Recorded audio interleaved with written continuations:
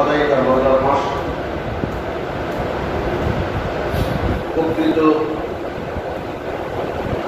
মুমিন মুমিনাতের সুখের মাস, প্রকৃত মুমিন মুমিনাতের সুখের মাস, প্রকৃত হাকিকতান আহলে সুন্নাত ওয়াল জামাতের জন্য সুখের মাস। এই মাসে সরকার আলম সৈয়দনা মুহাম্মদ রাসূলুল্লাহ তাআলা সাল্লাল্লাহু আলাইহি ওয়াসাল্লামের অন্যতম দৈহিক অন্যতম নাতি খাতুনে জান্নাত ফাতিমা তুজহরা আলাইহিস সালাতু ওয়াস সালাম এবং আলী কাররামাল্লাহু ওয়াজহুর অন্যতম নূরানী সন্তান, ইসলাম এবং ঈমানের মূল আল্লাহ এবং আল্লাহ রাসূলের সবচেয়ে প্রিয় মাহবুব বান্দা সৈয়দনা হযরত ইমাম হুসাইন আলাইহিস সালাতু ওয়াস সালামের শাহাদাতের মাস।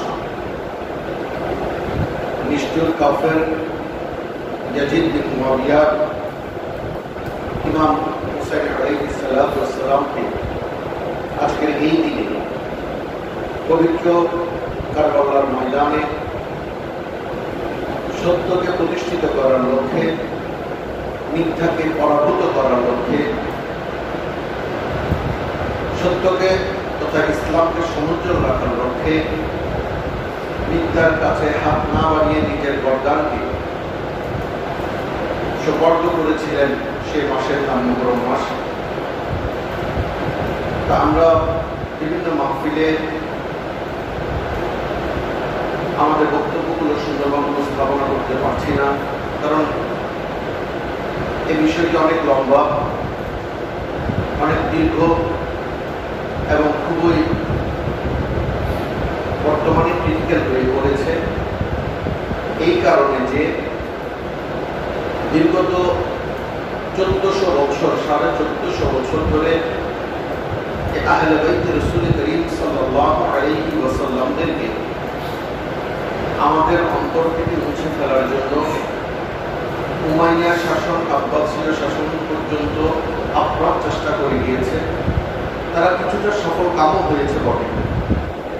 এমনভাবে আমাদের অন্তর থেকে, আমাদের জিকির থেকে, আমাদের স্মরণ থেকে তাদের মুছে ফেলতে তারা সক্ষম হয়েছে যে আজ পহেলা মুহররম বা মুহররমের পহেলা জুমাতে যখন মুহররম মাস সম্পর্কে আলোচনা করা হয়, তখন বিভিন্ন আম্বিয়া আলাইহিস সালাতু ওয়াস সালামের বিভিন্ন ঘটনাকে উপস্থাপনার মাধ্যমে প্রকৃত মুহররম মাসটাকে, প্রকৃত শোকের মাসটাকে আমাদের কাছ থেকে তারা লুকাই রেখেছেন। কেন রেখেছেন সেটা জবাব তো আমরা নিতে পারবো না, কারণ কিয়ামতের ময়দানে হয়তো আল্লাহ রাব্বুল ইজ্জত সেটা বিচার করবেন। ফামান ইয়ামাল মিসকালা যাররাতিন খায়রান ইয়ারা ওয়া মান ইয়ামাল মিসকালা যাররাতিন শাররান ইয়ারা। যারা যারা হিসাবে সেদিন তারা কি বলেন সেটা হয়তো আমরাও শুনবো ইনশাআল্লাহ তাআলা আজিজ। আগে আসুন আমরা আজকে একটু কষ্ট হলেও যে আহলে বায়াত শব্দের অর্থটা কি আমি আগে আলোচনা করেছি, আজকে একটু আলোচনা করতে চাই। আহলে বায়াত আসলে দুই ভাগে বিভক্ত। একটি আহাল শব্দের অর্থ হচ্ছে আমি যখন আপনাকে প্রশ্ন করি আসসালামু আলাইকুম ওয়া রাহমাতুল্লাহ, ভাই আপনি কেমন আছেন, আপনার পরিবার কেমন আছে, অথবা আপনাকে যখন আমি বিয়ের দাওয়াত করি তখন বিয়ের চিঠির খামের উপর লেখা থাকে অমুক সপরিবার, লেখা থাকে না অমুক সপরিবার, তখনই আপনাকে বুঝে নিতে হবে এখানে সপরিবার মানে তার আহালদেরকে বোঝানো হয়েছে। এটা হচ্ছে পারিবারিক আহাল। আমার নবী মুস্তাফা সাল্লাল্লাহু আলাইহি ওয়াসাল্লাম ঘরের মধ্যে 9 জন মতান্তরে 11 জন বিবি ছিলেন, আমাদের 5 জন কেবলা ছিলেন, সাথে সাথে আমার নবী মুস্তাফা সাল্লাল্লাহু আলাইহি ওয়াসাল্লাম গোলামরা ছিলেন, এবং যারাই আমার নবীর ঘরের মধ্যে ছিলেন তারা একটা আহাল। আর যে আহলে বায়াত সম্পর্কে আমরা আপনারা বিশেষ করে হাকিকাতান আহলে সুন্নাত ওয়াল জামাত এবং মুমিন বান্দারা আজ কান্নাকাটি করছে, যাদেরকে অনুসরণ করার কথা বলেছেন, যাদেরকে অনুকরণ করার কথা বলেছেন, যারা নাজাতের তরি বলেছেন, যাদেরকে নাজাতের তরি বলেছেন, যাদের সাথে কোরআনকে আল্লাহ রাসূল সম্পর্কিত করেছেন, যাদেরকে ভালোবাসা আমাদের জন্য আল্লাহ তাবারক তাআলা এই কোরআনুল মাজিদ দ্বারা ওয়াজিব করেছেন, তারা শুধুমাত্র পাঁচজন। সুবহানাল্লাহ। তার কিছু দলিল আমি আপনাদের সামনে উপস্থাপনা করব। এক নম্বর, মুসলিম শরীফের হাদিসের মধ্যে রয়েছেন উম্মাহাতুল মুমিনিন আয়েশা সিদ্দিকা রাদিয়াল্লাহু তাআলা আনহা, তিনি বর্ণনা করছেন মুমিনদের মা। এখানে কিন্তু আসলে কথা বলতে গেলে অনেক লম্বা হয়ে যায়। কেন তাকে মুসলমানের মা বলা হলো না? উম্মাহাতুল মুসলিমিন কেন বলা হয় না? উম্মাহাতুল মুমিনিন কেন বলা হয়? সে প্রশ্ন আসলে আমরা কখনো কাউকে করি না। আমি সেদিকে যাব না। উম্মাহাতুল মুমিনিন আয়েশা সিদ্দিকা রাদিয়াল্লাহু তাআলা আনহা বর্ণনা করছেন যে একদিন নবী মুস্তাফা সাল্লাল্লাহু তাআলা আলাইহি ওয়াসাল্লাম একখানা কালো কম্বল নিয়ে বা চাদর নিয়ে ঘর থেকে বের হলেন। এমন সময় ইমাম হুসাইন রাদিয়াল্লাহু তাআলা আনহু আসলেন। আল্লাহর হাবিব তাকে চাদরের ভিতর ঢুকালেন। কিছুক্ষণ পর ইমাম হাসান আলাইহিস সালাম হাসান আলাইহিস সালাম আসলেন, তাকে ঢুকালেন। এরপর খাতুনে জান্নাত ফাতেমা জাহরা আলাইহিস সালাম আসলেন, তাকে ঢুকালেন। এরপর আলী আলাইহিস সালাম আসলেন, তাকে ঢুকালেন। ঢুকানোর পর ওই কাপড়ের নিচে প্রবেশ করানোর পর ঢুকানোর পর আল্লাহর হাবিব আল্লাহর দরবারে ফরিয়াদ করছেন, হে আল্লাহ, এরা বা এই চাদরের নিচে যারা রয়েছেন তারা আমার আহলে বায়াত। আপনি তাদেরকে সকল অপবিত্রতা থেকে হেফাজত রাখুন, মুক্ত রাখুন, তাদেরকে পবিত্র করার মতো পবিত্র করে। তাহলে এই থেকে বোঝা যায় যে আল্লাহর হাবিব চাইলে ঘরের দুয়ারে দাঁড়িয়ে বলতে পারতেন, আমার এই ঘরের মধ্যে যারা রয়েছে তারা সবাই আমার আহলে বায়াত, তারা সবাই এই সামনের দিকে চলে আসবে।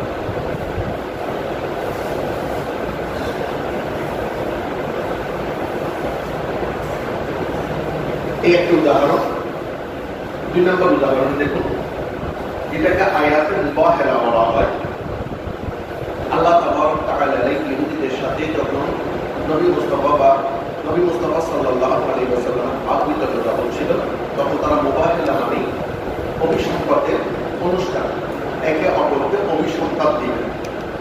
তখন এই আয়াত নাযিল হওয়ার পর হযরত সাদ ইবনে আবু ওয়াক্কাস মুসলিম শরীফের হাদিস রাদিয়াল্লাহু তাআলা আনহু বলেন, নতুবু আবনা আনা ওয়া আবনাআকুম, এই ইলাহের এই আয়াতখানা নাযিল হওয়ার পর আল্লাহ হাবিব আহ্বান করলেন যে তোমরাও আসো, আমরাও আসছি, আমরা আমাদের আহাল নিয়ে আসছি, তোমরা তোমাদের আহালদেরকে নিয়ে আসো, অর্থাৎ তোমাদের পরিবার পরিজনদেরকে নিয়ে আসো, আমি আমার প্রকৃত পরিবার পরিজনদেরকে নিয়ে আসছি।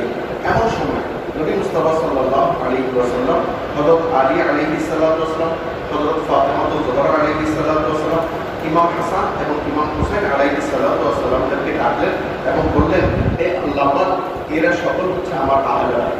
সুবহানাল্লাহ। এই থেকে প্রমাণ হয় যে আহলে বায়াত তারা সে সম্পর্কে স্পষ্ট আল্লাহ রাসূলের হাদিস প্রতীয়মান হয়ে গেছে। এখানে আপনি অন্য কাউকে অনুপ্রবেশ করানোর কোনো সুযোগ নেই। এছাড়াও দেখা যায় যে নবী মুস্তাফা সাল্লাল্লাহু আলাইহি ওয়াসাল্লাম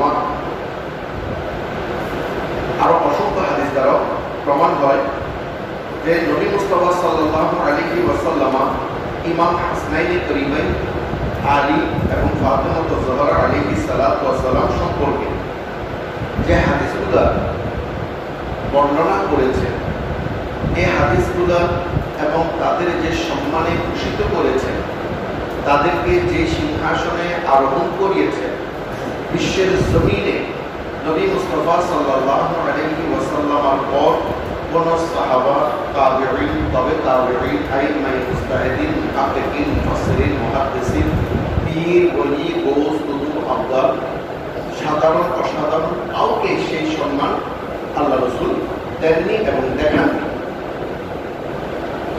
হাজিরিন, আল্লাহর হাবিব সরকার দু আলম সাল্লাল্লাহু আলাইহি ওয়াসাল্লাম বিদায় হজের দিন আমাদেরকে গুলিয়ে ফেলা হয়েছে। দীর্ঘ 1450 বছর ধরে আমাদেরকে গুলিয়ে ফেলা হয়েছে। যে আমাদেরকে বলা হয়, আমাদেরকে সবসময় বিদায় হজের ভাষণের কথা বলা হয়, কিন্তু কোনো অবস্থাতে গদিরে কমের কথা বলা হয় না। সম্মানিত হাজিরিন, সেই বিষয়ে আমরা আলোচনা করেছি। আজকে সামান্য শুধু আলোচনা করছি যে বিদায় হজের ভাষণটা হয়েছিল আরাফার ময়দান। আর আরাফার ময়দান থেকে তথা হজ, উমরা এবং কোরবানি শেষ করার পর, যেটাকে বিদায় হজ বলা হয়, এই হজ শেষ করার পর চৌমুহনী 4টি রাস্তার মাথার সামনে এসে, অর্থাৎ মক্কা শরীফ এবং মদিনা শরীফের মধ্যবর্তী, মক্কার কিছু কাছে মদিনা কিছু দূরে একটি স্থানে এসে আল্লাহর হাবিব হঠাৎ করে সবাইকে ডেকে বললেন, তোমরা এখানে তাঁবু গাড়ো, যারা সামনে চলে গেছেন তাদেরকে ডেকে নিয়ে আসো, যারা পেছনে আছেন তাদেরকে আসার সুযোগ দাও, যারা ডানে বামে গিয়েছে তাদেরকে ডেকে নিয়ে আসো। আল্লাহর হাবিব সেখানে জোহরের নামাজ আদায় করলেন। জোহরের নামাজ আদায়ের পর তিনিও তাঁবু করলেন। হযরত আলী কারামাল্লাহু ওয়াজহুকে সামনে রেখে আল্লাহর হাবিব একখানা লম্বা ভাষণ দেওয়ার পর হঠাৎ করে বললেন, আমি কি তোমাদের মওলা নই? তোমাদের জানের চাইতে প্রিয় নই? মতান্তর রয়েছে, আমরা মতান্তরে যাচ্ছি না। সমস্ত সাহাবারা এক ব্যাগে বলে উঠেছিলেন, হ্যাঁ ইয়া রাসূলুল্লাহ সাল্লাল্লাহু আলাইহি ওয়াসাল্লাম, আপনি আমাদের জানের চাইতে প্রিয়, আপনি আমাদের আগাও মওলা। এমন সময় আল্লাহর হাবিব বললেন, আলী, এই আলী। কারণ ওই সময় আলী নামের আরো অনেক আলী থাকতে পারে। বিধায় আল্লাহর হাবিব ইন্ডিকেট করে দিলেন এবং হাত উত্তোলন করে দেখালেন, তাদের বগলের শুভ্রতা দেখা যাচ্ছে। এটাও মুসলিম শরীফের হাদিস যে এই আলী, আমার এই চাচাতো ভাই আলী, আমার এই কন্যার স্বামী আলী, হাসনাইনে করিমাইনের পিতা, এই আলী আজ থেকে মুমিন মুমিনাতের মওলা। সুবহানাল্লাহ। হাজিরিন, সেই বিষয়গুলো নিয়ে আমাদেরকে আলোকপাত করা হয় না বা আলোচনা কখনো হয়নি। আমরা আজকে যাদেরকে অনুসরণ করে এসেছি, এত বছর ধরে আপনারা করে আসছেন, আপনাদের বাপ-দাদারা করে আসছেন, তারাও কখনো সেই বিষয়ে আলোচনা করেনি। এমনকি অনেক পীর সাহেবের মুরিদানদের কাছ থেকে আমরা জিজ্ঞেস করেছিলাম যে আহলে বায়াত সম্পর্কে আপনার ধারণা কি? তিনি বলেন, তারা বলেন সেটা আবার কি? এই কথা তার জীবনে কখনো শুনিনি। ইভেন অনেক পীর সাহেবও আহলে বায়াতের কোনো ধারণা রাখেন না।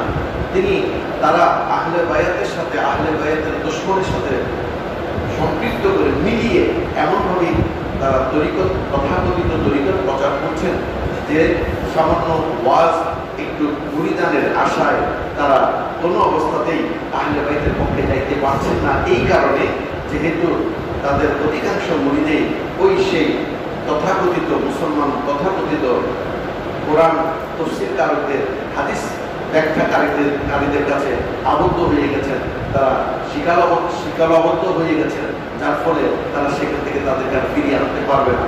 কারণ দেখা যায় বর্তমানে আমরা যারা তথাকথিত পীর বলে নিজেদেরকে দাবি করি, আমরা অধিকাংশ হচ্ছি মুরিদ পূজারী।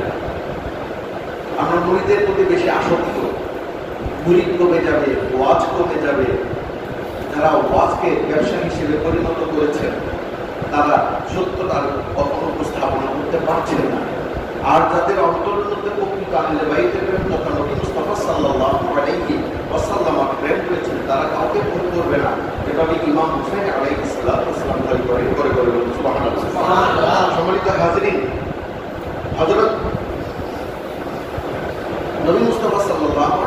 ওয়াসাল্লাম স্পষ্ট প্রমাণ করেছেন যে মুবাহেরার এই আয়াত দ্বারা প্রমাণ হয় যে আল্লাহর হাবিব কাদেরকে আহলে বায়াত বলেছেন, এবং বিশেষ করে চাদরের ঘটনা থেকে প্রমাণ হয় যে আল্লাহর হাবিব তাদেরকে আহলে বায়াত বলে সম্বোধন করেছেন। তাহলে আমরা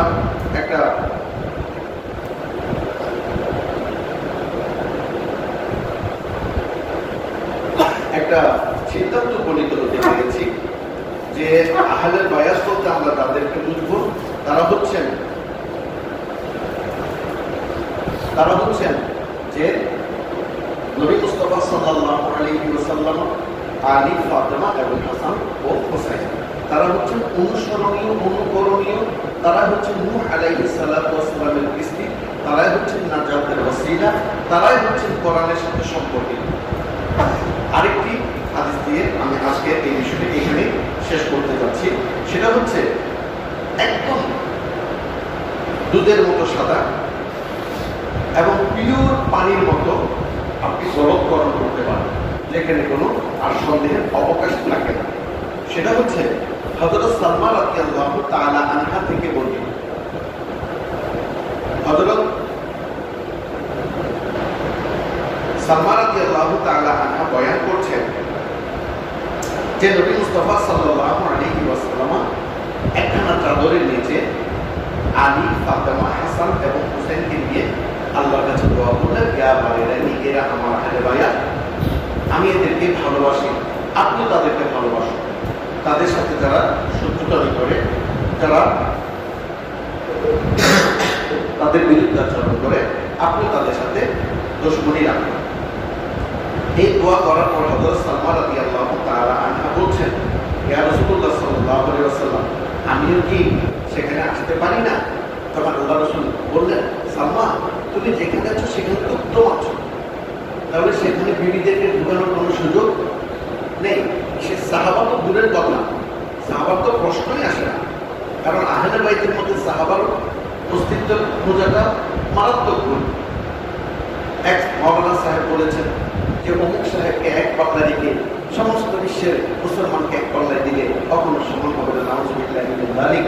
ইমাম হুসাইন আলাইহিস সালাতু ওয়াস সালামের যুদ্ধ তো দূরের কথা, ওরা দূরের যে বাড়িতে লেগেছে সে বাড়ির একটি কণা যদি এক পাল্লায় দেওয়া হয়, সাহাবী থেকে শুরু করে সমগ্র বিশ্বের মুসলমানকে এক ইমানকে, মুসলমানের ইমানকে এক পাল্লায় দেওয়া হয়, তবুও সেই বাড়ির সমতুল্য কখনো হতে পারে না। অনেকে বলেন যে আহলে বায়াতের উত্তম, তারাও সাহাবা ছিলেন, কিন্তু খেলাফতের দিক দিয়ে অমুক সমুক তমুক উত্তম। হাজিরিন, এটা কখনো সম্ভব নয়। আহলে বায়াতকে যারা ভালোবেসেছেন তারাই প্রকৃত সাহাবা হয়েছে। আহলে বায়াতের দুশমন যারা আহলে বায়াতের সাথে দুশমনি করেছেন তারা কখনো সাহাবা হতে পারেন না। তার একটা উদাহরণ দিচ্ছি। তো উদাহরণটা দেওয়ার আগে এখানে শেষ করতে যাচ্ছি। সেটা হচ্ছে আহলে বায়াত কারা? যে আহলে বায়াত হচ্ছে নবী মুস্তাফা সাল্লাল্লাহু আলাইহি ওয়াসাল্লাম যাদের সম্পর্কে বলেছেন যে, হে সালমা, আপনি কোথায় থাকেন? আপনি আপনার স্থানে তো উত্তম আছেন, সবাই আপনাদেরকে মা বলে ডাকবে, সবাই আপনাদেরকে সম্মান করবে, আপনাদেরকে শ্রদ্ধা করবে, আপনাদেরকে আমার পরে স্থান দেবেন, অতএব আপনারা আপনার জায়গায় থাকবেন। কিন্তু এই স্থানে যারা রয়েছেন তারা হচ্ছেন হযরত আলী, হযরত ফাতেমা, হযরত হাসান এবং হযরত হুসাইন আলাইহিস সালাতু ওয়াস সালাম। সুবহানাল্লাহ। আরেকটি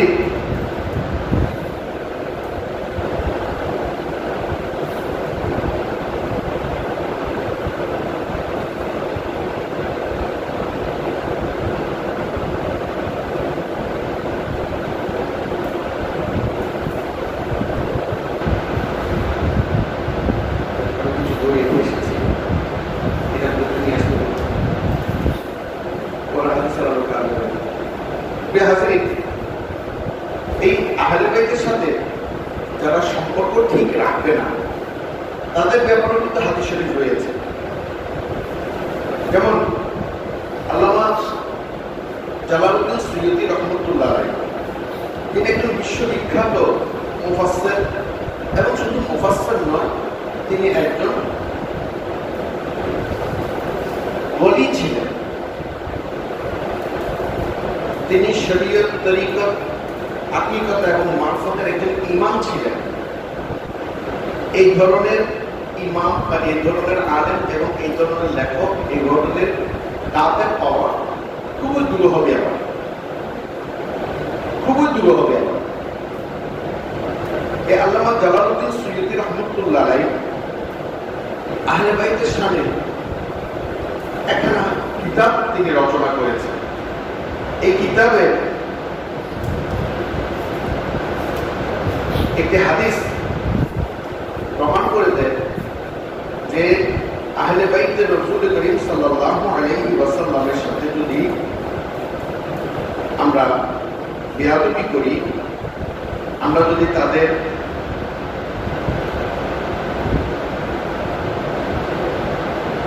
হিংসা পোষণ করি, তবে কি হবে? এই হাদিসখানা অসংখ্য কিতাব থেকে এনেছেন। ইমাম তাবরানী, ইমাম হাকিম, হযরত আব্দুল্লাহ ইবনে আব্বাস রাদিয়াল্লাহু তাআলা আনহু সূত্রে বর্ণনা করেন, নবী করিম সাল্লাল্লাহু আলাইহি ওয়াসাল্লাম ইরশাদ করেছেন, হে আব্দুল মুত্তালিব এর বংশধর, নিশ্চয় আমি তোমাদের জন্য আল্লাহর কাছে তিনটি বিষয়ে প্রার্থনা করছি। এক, তিনি যেন তোমাদের অন্তরকে অটল রাখেন। দুই, তোমাদের জাহেলদের যেন শিক্ষা দান করেন। তিন, তোমাদের পথভ্রষ্ট যেন সৎপথ দেখান। আর আমি তার কাছে আরো প্রার্থনা করেছি, তিনি যেন তোমাদেরকে দানশীল, সাহায্যকারী, দয়াদ্র করেন। অতঃপর যদি কোনো ব্যক্তি রুকন ও মকামে ইব্রাহিমের মাঝখানে, রুকনে ইয়ামিনী এবং মকামে ইব্রাহিমের মাঝখানে অবস্থান করে, অতঃপর তাদের নামাজ আদায় করে এবং রোজাও রাখে, অতঃপর এমন অবস্থায় সে ইন্তেকাল করল বা মারা গেল, সে মুহাম্মদ সাল্লাল্লাহু আলাইহি সাল্লামের পরিবার বর্গের উপর হিংসা পোষণ করলো, তাহলে সে জাহান্নামে প্রবেশ করবে। আমি কথাটা আমার ভাষায় এবার বুঝিয়ে দিই। কোন ব্যক্তি আল্লাহর হাবিব মুত্তালিবের বংশধর সম্পর্কে আলোচনার এক পরিপ্রেক্ষিতে তিনি বললেন যে আমি তোমাদের জন্য প্রার্থনা করছি, তোমাদের জন্য দোয়া করছি আল্লাহর কাছে। আচ্ছা, নবীর দোয়া কি বিফলে যাবে? আচ্ছা, নবীর কিছু দোয়া কবুল হবে, কিছু দোয়া কি বিফল হতে পারে? তাহলে তো প্রমাণ হয়ে যায়। কোন এক ব্যক্তির জন্য যার নাম ধরলে অনেকে গা জ্বালা করে, সঙ্গে সঙ্গে সিরিয়া কাফের মুরতাদ ফতোয়া দেওয়া হয়, সে আমির মুআবিয়া, তার জন্য আল্লাহ রাসূল দোয়া করেছেন নাকি তার জন্য তিনি তাকে হিকমত দান করুন, তাকে জ্ঞান দান করুন। এখন এই দোয়াটা কোথায় যাবে সে বিষয়ে আমাদের প্রশ্ন রয়ে গেছে। যে আব্দুল মুত্তালিবের বংশধর সম্পর্কে আল্লাহ রাসূল দোয়া করছেন, এক নম্বর হচ্ছে তিনি তাদের অন্তরকে যেন সত্যের পথে অটল রাখেন। দুই নম্বর, অজ্ঞদের জন্য শিক্ষা দান করেন। তিন নম্বর, তাদের জন্য পথভ্রষ্ট থেকে সৎ পথে হেদায়েত দান করেন। এবং তিনি আরো প্রার্থনা করেছেন তাদের জন্য দানশীলকারী, সাহায্যকারী এবং দয়াবান করে দেবেন। অতঃপর নবী মুস্তাফা সাল্লাল্লাহু আলাইহি ওয়াসাল্লাম এবার আহলে বায়াত সম্পর্কে বলছেন, যদি কোনো ব্যক্তি রুকনে ইয়ামিনী, রুকনে ইয়ামিনী হচ্ছে হাজরা আসওয়াদের আগের কোণাটি, হাজরা আসওয়াদের আগের কোণা, এই কোণার মধ্যে রুকনে ইয়ামিনীটা খুলে দেওয়া হয়, মানুষ সেখানে চুমু খায়, সেখানে নামাজ আদায় করে। সেই রুকনে ইয়ামিনীর সামনে দাঁড়িয়ে আল্লাহ দরবারে ফরিয়াদ করলে আল্লাহ ফরিয়াদকে কবুল করেন। সুবহানাল্লাহ। আল্লাহর হাবিব বলছেন, কোন ব্যক্তি রোজা রাখলো, সে রুকনে ইয়ামিনী এবং মকামে ইব্রাহিমের মাঝখানে দাঁড়িয়ে রোজা রেখে নামাজ পড়লো, নামাজ রত অবস্থায় সে ইন্তেকাল করলো, মারা গেল, কিন্তু সে আহলে বাইতের প্রতি বিদ্বেষ পোষণ করলো, আহলে বাইতের জানে আল্লাহর উপরে যা হারাম করেছেন তাকে সে হালাল মনে করলো। আল্লাহ বলছেন, আল্লাহ রাসূল বলছেন, সে যতই বড় হোক না কেন, যতই নামাজি হোক না কেন, যতই উত্তম হোক না কেন, সে কোথায় প্রবেশ করবে? জাহান্নামে প্রবেশ করবে। এর থেকে বোঝা যায় যে আহলে বাইতের দুশমন কোন অবস্থাতে রাদিয়াল্লাহু তাআলা আনহু তো দূরের কথা, অনুসরণ অনুকরণীয় তো দূরের কথা, সাথে উত্তম হওয়া তো দূরের কথা, সে অবশ্যই জাহান্নামে প্রবেশ করবে, যেহেতু আল্লাহর উপর ইজ্জত তাদেরকে ভালোবাসার জন্য কোরআনের মধ্যে স্পষ্ট ভাষায় উল্লেখ করে দিয়েছে। সুবহানাল্লাহ। আরেক হাদিস আল্লাহ রহমতুল্লাহ আলাইহি আরেকখানা হাদিসের মধ্যে উল্লেখ করছেন ইবনে হাব্বান রাদিয়াল্লাহু তাআলা আনহু তার সহিহে এবং ইমাম হাকিম প্রমুখ হযরত আবু সাঈদ রাদিয়াল্লাহু তাআলা আনহু থেকে বর্ণনা করেন। তিনি হযরত আবু সাঈদ খুদরি রাদিয়াল্লাহু তাআলা রাসূলুল্লাহ সাল্লাল্লাহু আলাইহি ওয়াসাল্লাম বলেছেন, শপথ তার যার হাতে আমার প্রাণ, যে ব্যক্তি আমার পরিবার বর্গে তথা আহলে বাইত রাসূল করিম সাল্লাল্লাহু আলাইহি ওয়াসাল্লামের প্রতি ঘৃণা পোষণ করবে তাকে আল্লাহ তাআলা জাহান্নামে প্রবেশ করাবে। তাহলে দেখা যাচ্ছে যে ব্যক্তি মসজিদে আহলে বাইতকে গালি দেওয়ার জন্য হুকুম জারি করেছেন, তিনি কি আসলে আহলে বাইতের প্রতি মহব্বত রেখেছিলেন? কাউকে মহব্বত করলে কি গালি দেওয়া যায়? জনসম্মুখে গালি দেওয়া যায়? হাসনাইনে করিমাইনে আলাইহিস সালাতু ওয়াস সালাম মসজিদে নামাজ পড়তে গিয়েছেন, জুমার নামাজ, তাদেরকে সামনে রেখে তাদের বংশকে তার আব্বা আম্মাকে গালি দিয়েছেন। তিনি কি মহব্বত পয়দা করেছেন না শত্রুতা পোষণ করেছেন? তাহলে আল্লাহর হাবিব সরকারে দোয়ালেন সাইয়্যিদানা মুহাম্মদ রাসূলুল্লাহ সাল্লাল্লাহু আলাইহি ওয়াসাল্লাম শপথ করে যেখানে বলেছেন সে দোয়া কি আল্লাহর দরবারে কবুল হবে না, হবে কিনা? আল্লাহর হাবিব বলছেন, যে ব্যক্তি আমার পরিবার বর্গ তথা আহলে বাইতের প্রতি ঘৃণা পোষণ করবে তাকে আল্লাহ তাআলা জাহান্নামে প্রবেশ করাবে। তাহলে তার নামাজ, তার জিকির, তার ফিকির কোনো কাজে আসবে না। আবার ওই জালালউদ্দিন সুয়ুতী রাহমাতুল্লাহ আলাইহি আরেকখানা হাদিস বর্ণনা করছেন, হযরত হাসান ইবনে আলী রাদিয়াল্লাহু তাআলা আনহুমা থেকে বর্ণিত, তিনি হযরত হাসান আলাইহিস সালাতু ওয়াস সালাম মুয়াবিয়া ইবনে হুদাইসকে জিজ্ঞেস করলেন, হে মুয়াবিয়া ইবনে হুদাইস, তুমি আমাদেরকে ঘৃণা করা থেকে বিরত থাকো। কেননা রাসূলুল্লাহ সাল্লাল্লাহু আলাইহি ওয়াসাল্লাম ইরশাদ করেছেন, কেউ যেন আমাদেরকে ঘৃণা না করে, কেউ যেন আমাদেরকে হিংসা না করে, যদি করে তাহলে তাকে কিয়ামতের দিন হাউজে কাউসার থেকে আগুনের চাবুক মারতে মারতে তাড়িয়ে দেওয়া হবে। সুবহানাল্লাহ। যে ব্যক্তি সে যেভাবে হোক, সে যত বড় সাহাবী হোক, এখানে একটা জিনিস একটু বোঝার চেষ্টা করুন। নবী মুস্তাফা সাল্লাল্লাহু আলাইহি ওয়াসাল্লামের আমলে আমার আব্বা ছিলেন, একটু হিসাব করে দেখুন, 1400 বছর। 1400 বছর আগে কি আমার দাদা ছিলেন? আমার বড় আব্বা ছিলেন? ছিলেন। 1400 বছর আগে বা 1450 বছর আগে যারা ছিলেন তারা ছিলেন সাহাবায়ে কেরাম। তাহলে দেখা যায় নিশ্চয়ই ওই সাহাবায়ে কেরামের আগে যারা তারা ছিলেন কাফের, অধিকাংশই কাফের, বেশিরভাগই কাফের। ওই কাফেররা মদ খেত, ওই কাফেররা নারী নিয়ে মত্ত থাকত, ওই কাফেররা শুয়োরের মাংস খেত, ওই কাফেররা জীবন্ত কন্যা সন্তানকে পুঁতে ফেলত, ওই কাফেররা মা বোনের কোনো চিহ্ন রাখত না, মায়ের সাথেও জানা করতো, বোনের সাথেও জানা করতো, বিবির সাথেও জানা করতো। ওই কাফেররা সুদ খেত, ওই কাফেররা ঘুষ খেত, ইত্যাদি ইত্যাদি যত অপকর্ম ছিল সবকিছু ওই যুগে ছিল। তাই ওই যুগের নাম ছিল আইয়ামে জাহিলিয়া। আইয়ামে জাহিলিয়া থেকে আল্লাহর হাবিব সরকারে দো আলম সাইয়্যিদানা মুহাম্মদ রাসূলুল্লাহ সাল্লাল্লাহু আলাইহি ওয়াসাল্লামের আবির্ভাবের কারণে এই অন্ধকারাচ্ছন্ন জীবনখান থেকে তাদেরকে টেনে তুলে নিয়ে আসলেন আদর করে। কেননা আল্লাহ রাব্বুল ইজ্জত এই কোরআন মাজিদে বলছেন, "কাদ জাআকুম মিনাল্লাহি নূরুন ওয়া কিতাবুন মুবিন", একটা ফান্ডামেন্টাল অফ ল এবং সাথে একখানা নূর, আলোক পত্রিকা দিয়েছেন। ওই আলোক পত্রিকা দ্বারা ফান্ডামেন্টাল অফ ল বা ওই কোরআনখানা পড়া যেত। আর এই নূরটা হচ্ছে মুহাম্মদ সাল্লাল্লাহু আলাইহি ওয়াসাল্লাম, আর কোরআনটি হচ্ছে কোরআন। এখন ওই কোরআনে এক এক করে অনেক কিছুকে হারাম করা হলো। যদি একজন মানুষ শূকরের মাংস না খায় তাহলে সেখানে হারামের প্রশ্ন আসতো না, তারা নিশ্চয়ই শূকরের মাংস খেত। তাই সর্বপ্রথম যারা মুসলমান হলেন তাদেরকে শূকরের মাংস খাওয়া থেকে নিবৃত্ত করলেন।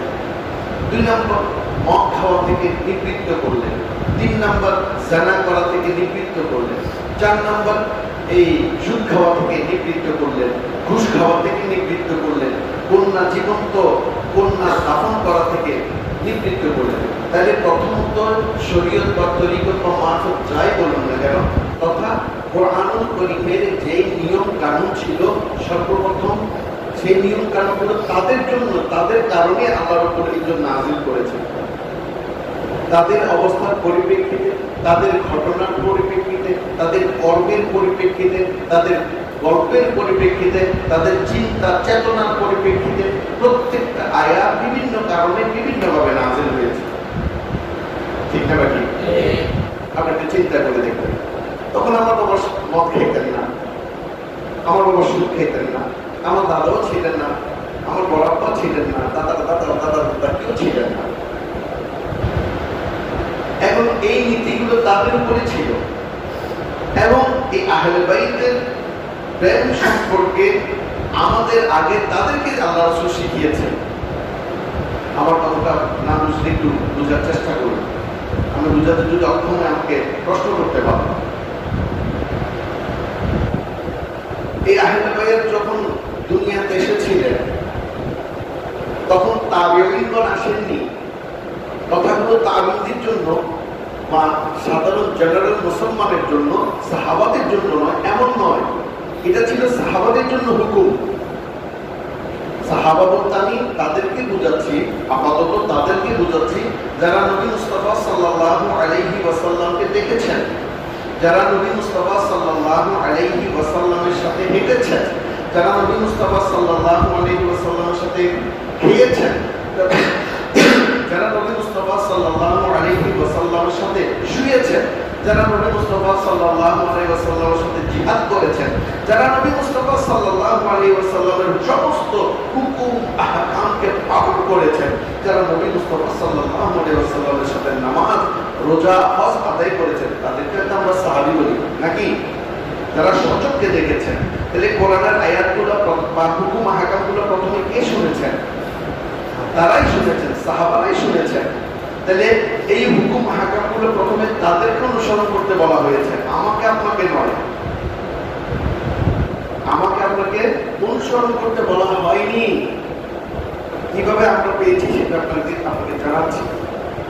আল্লাহ রাসূল বলছেন, এ সাহাবায়ে কেরাম, আল্লাহ মানা করে দিয়েছেন আজ থেকে তোমাদের জন্য মদ হারাম, তোমাদের জন্য মদ হারাম করে দেওয়া হয়েছে। তোমরা আজ থেকে মদ খেতে পারবে না। সেখানে আমাকে ইন্ডিকেট করা হয়নি, তোমাদের, অর্থাৎ তোমরা যারা আমার সামনে ছিলে, তোমাদের মাধ্যমে সমস্ত মুসলমানদের, তোমাদের মাধ্যমে সমস্ত মুসলমানদেরকে এই তোমরা আজ থেকে কি করতে পারবে না? কন্যাদেরকে জীবন্ত কবর দিতে পারবে না। তোমাদের মাধ্যমে কিয়ামত পর্যন্ত যারা আসবে তাদেরকে আগে তোমরা শুধরে যাও, তারপর বাকিদেরকে শুধিয়ে দিবে। যেভাবে আল্লাহ রাসূল বিভিন্ন সময় বলতেন এবং বিদায় হজের ভাষণে বলেছেন যে তোমরা যারা আমার বক্তব্য শুনেছ তোমরা তার স্মরণ রাখবে এবং যারা শোনেনি তাদেরকে পৌঁছে দেবে। ঠিক তদ্রুপ আমরা পৌঁছানোর কারণে পেয়েছি, আমরা পৌঁছানোর কারণে পেয়েছি। তাহলে আগে হুকুমগুলো বর্তাবে কাদের কাছে? কাদের কাছে? সাহাবায়ে কেরামের কাছে। তাহলে এখানে আল্লাহ রাসূল সাল্লাল্লাহু আলাইহি ওয়াসাল্লাম আগে হুঁশিয়ার করে দিচ্ছেন আহলে বায়াত সম্পর্কে, যদি তোমাদের মধ্যে কেউ আমার আহলে বায়াতের সাথে হিংসা বিদ্বেষ রাখে তবে জেনে রেখো হাউজা কাউসারের পানি তো দূরের কথা, হাউজে কাউসারের পানি খেতে গেলে আগুনের চাদর মেরে মেরে তোমাদেরকে জাহান্নামে পাঠিয়ে দেওয়া হবে। তাহলে দেখা যাচ্ছে কথাগুলো আগে আমি শুনেছি না সাহাবায়ে কেরাম শুনেছেন? তবে কোন সাহাবা যদি আহলে বাইতের সাথে হিংসা বিদ্বেষপূর্ণ ভাব রাখেন তাহলে তার অবস্থা কি হবে? চাবুক মেরে মেরে তাকে জাহান্নামে পাঠিয়ে দেওয়া হবে।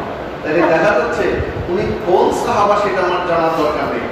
আপনি যদি বলেন হুজুর কয়েকজন সাহাবার নাম বলুন তো, আমি যদি বলি সাইয়েদনা আবু বকর, ওমর, ওসমান, তালহা, জুবাইর, অমুক সমুক, যতই সাহাবা থাক না কেন, যারা জলিলুল কদর সাহাবা, সাইয়েদনা আবু বকর সিদ্দিক, ওসমান ফারুক, ওসমান বিন দুরাইন, ফারুক আযম, যারা প্রকৃত জলিলুল কদর সাহাবা, তারা কোনো অবস্থাতে আহলে বাইতের সাথে বেয়াদবি, দুশমনী, হিংসা বিদ্বেষ রাখতে পারে না।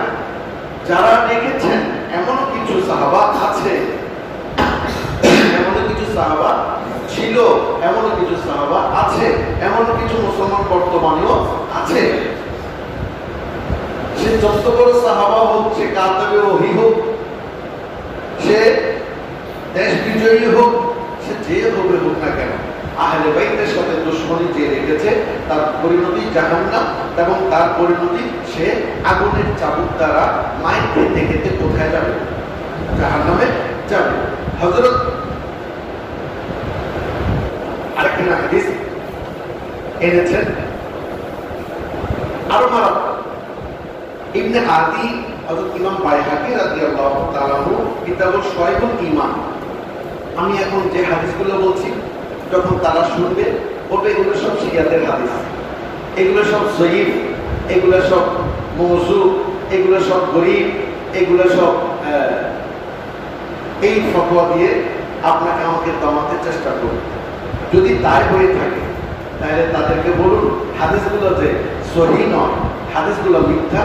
এই মিথ্যা হাদিসগুলো যিনি লিখেছেন তিনি হচ্ছেন আল্লামা জালালউদ্দিন সুয়ুতী রাহমাতুল্লাহ আলাইহি। তাকে যেন সেই দোষে দোষারোপ করে দেয়, তাকে সেই দোষে দোষী করুক এবং তাকেও কাঠগড়ায় দাঁড় করিয়ে বলা হোক। ইবনে আদি ইমাম বাইহাকী শুআইবুল ঈমান কিতাবে হযরত আলী আলাইহিস সালাতু ওয়াস সালাম থেকে বর্ণনা করেন। তিনি হযরত আলী আলাইহিস সালাতু ওয়াস সালাম বলেন, রাসূলুল্লাহ সাল্লাল্লাহু আলাইহি ওয়াসাল্লাম ইরশাদ করেছেন, যে ব্যক্তি আমার পরিবার বর্গ, বংশধর ও আনসারদের অধিকার সম্পর্কে জানে না, তাদের হক আদায় করে না, সে নিশ্চয়ই তিনজনের একজন। এক, হয় সে মুনাফিক, যে আহলে বাইতের হক এবং আনসারদের প্রতি ভালোবাসা রাখে না, সে কি? মুনাফিক। দুই নম্বর, হয়তোবা সে জারজ সন্তান। জারজ সন্তান মানে তার বাবার কোনো, এখানে কিন্তু ইঙ্গিত দিয়ে দেওয়া হয়েছে এমন এক ব্যক্তি আহলে বাইতের সাথে বেয়াদবি করেছেন যার বাবার কোনো হাদিস এখনো পর্যন্ত পাওয়া যায়নি, সে জারজ সন্তান। তিন, অথবা সে নাপাকির সন্তান, অর্থাৎ তার মা তাকে ঋতুবর্তী অবস্থায় গর্ভধারণ করেছে। নাউযুবিল্লাহি মিন যালিক।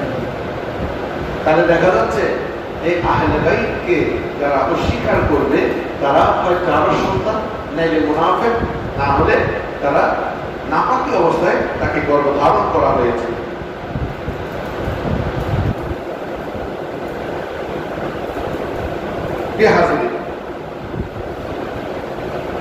ইমাম তাবরানী তার আওসাত কিতাবে হযরত জাবের ইবনে আব্দুল্লাহ রাদিয়াল্লাহু তাআলা থেকে বর্ণনা করেন।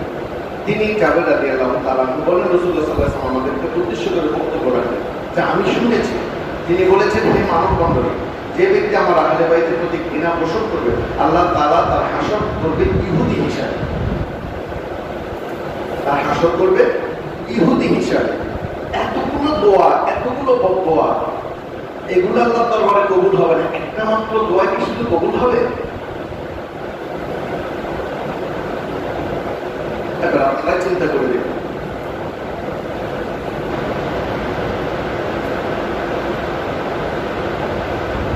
তাহলে দেখা যাচ্ছে যে নবী মুস্তাফা সাল্লাল্লাহু আলাইহি ওয়াসাল্লাম আহলে বায়াত যারা চাদরের ভিতর ছিলেন তাদেরকে মুবাহালার জন্য নিয়ে গেছে। এমনকি আরেকটা হাদিস রয়েছে, নবী মুস্তাফা সাল্লাল্লাহু আলাইহি ওয়াসাল্লাম ইরশাদ করছেন যে প্রত্যেকের বংশধর তৈরি হয় তাদের বাবার দিক থেকে, আর আমার বংশধর হবে আমার কন্যার দিক থেকে। সুবহানাল্লাহ। তাহলে কন্যার দিক থেকে যদি বংশধর হয়ে থাকে, সেখানে দেখা যাচ্ছে বংশধরের মধ্যে কন্যা ছিলেন খাতুনে জান্নাত ফাতেমাতুজ জাহরা আলাইহিস সালাতু ওয়াস সালাম, তার বংশধরের মধ্যে ছিলেন হাসনাইন করিমাইন আলাইহিস সালাতু ওয়াস সালাম। বলে বলুন সুবহানাল্লাহ। এটা তো এই কথা দ্বারা প্রমাণ হয় নবীর আহলে বায়াত হচ্ছেন তারা যারা চাদরের ভিতর ছিলেন এবং যাদেরকে মুবাহালার করতে আল্লাহ রাসূল দেখে বলেছেন এরাই আমার আহাল, এবং যাদের সম্পর্কে বলেছেন আমার আহাল হবেন তারা আমার ফাতেমা, আমার কন্যার বংশধারা দ্বারা সম্পর্কিত। প্রিয় হাজিরিন, এখন কি আপনারা বুঝতে পেরেছেন?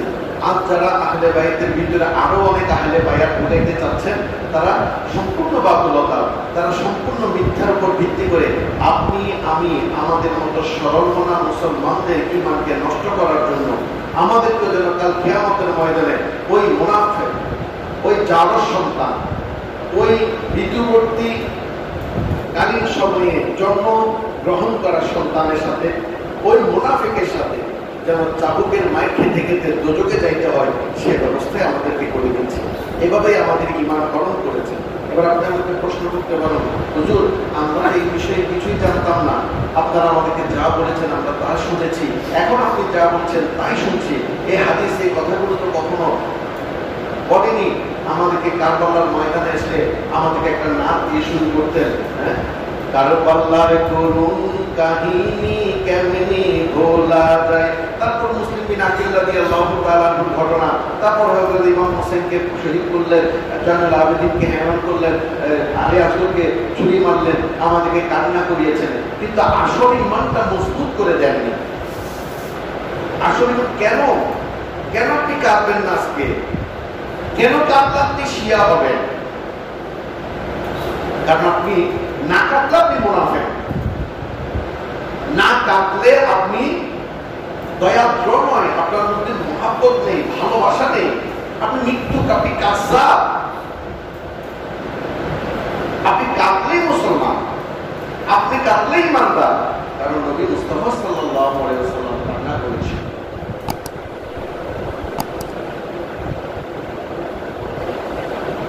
নবী মুস্তাফা সাল্লাল্লাহু আলাইহি ওয়াসাল্লামের ছেলে ইব্রাহিম এবং ইমাম হুসাইন আলাইহিস সালাম কোলে নিয়ে যখন বসলেন, তখন দুজনকে আদর করছিলেন।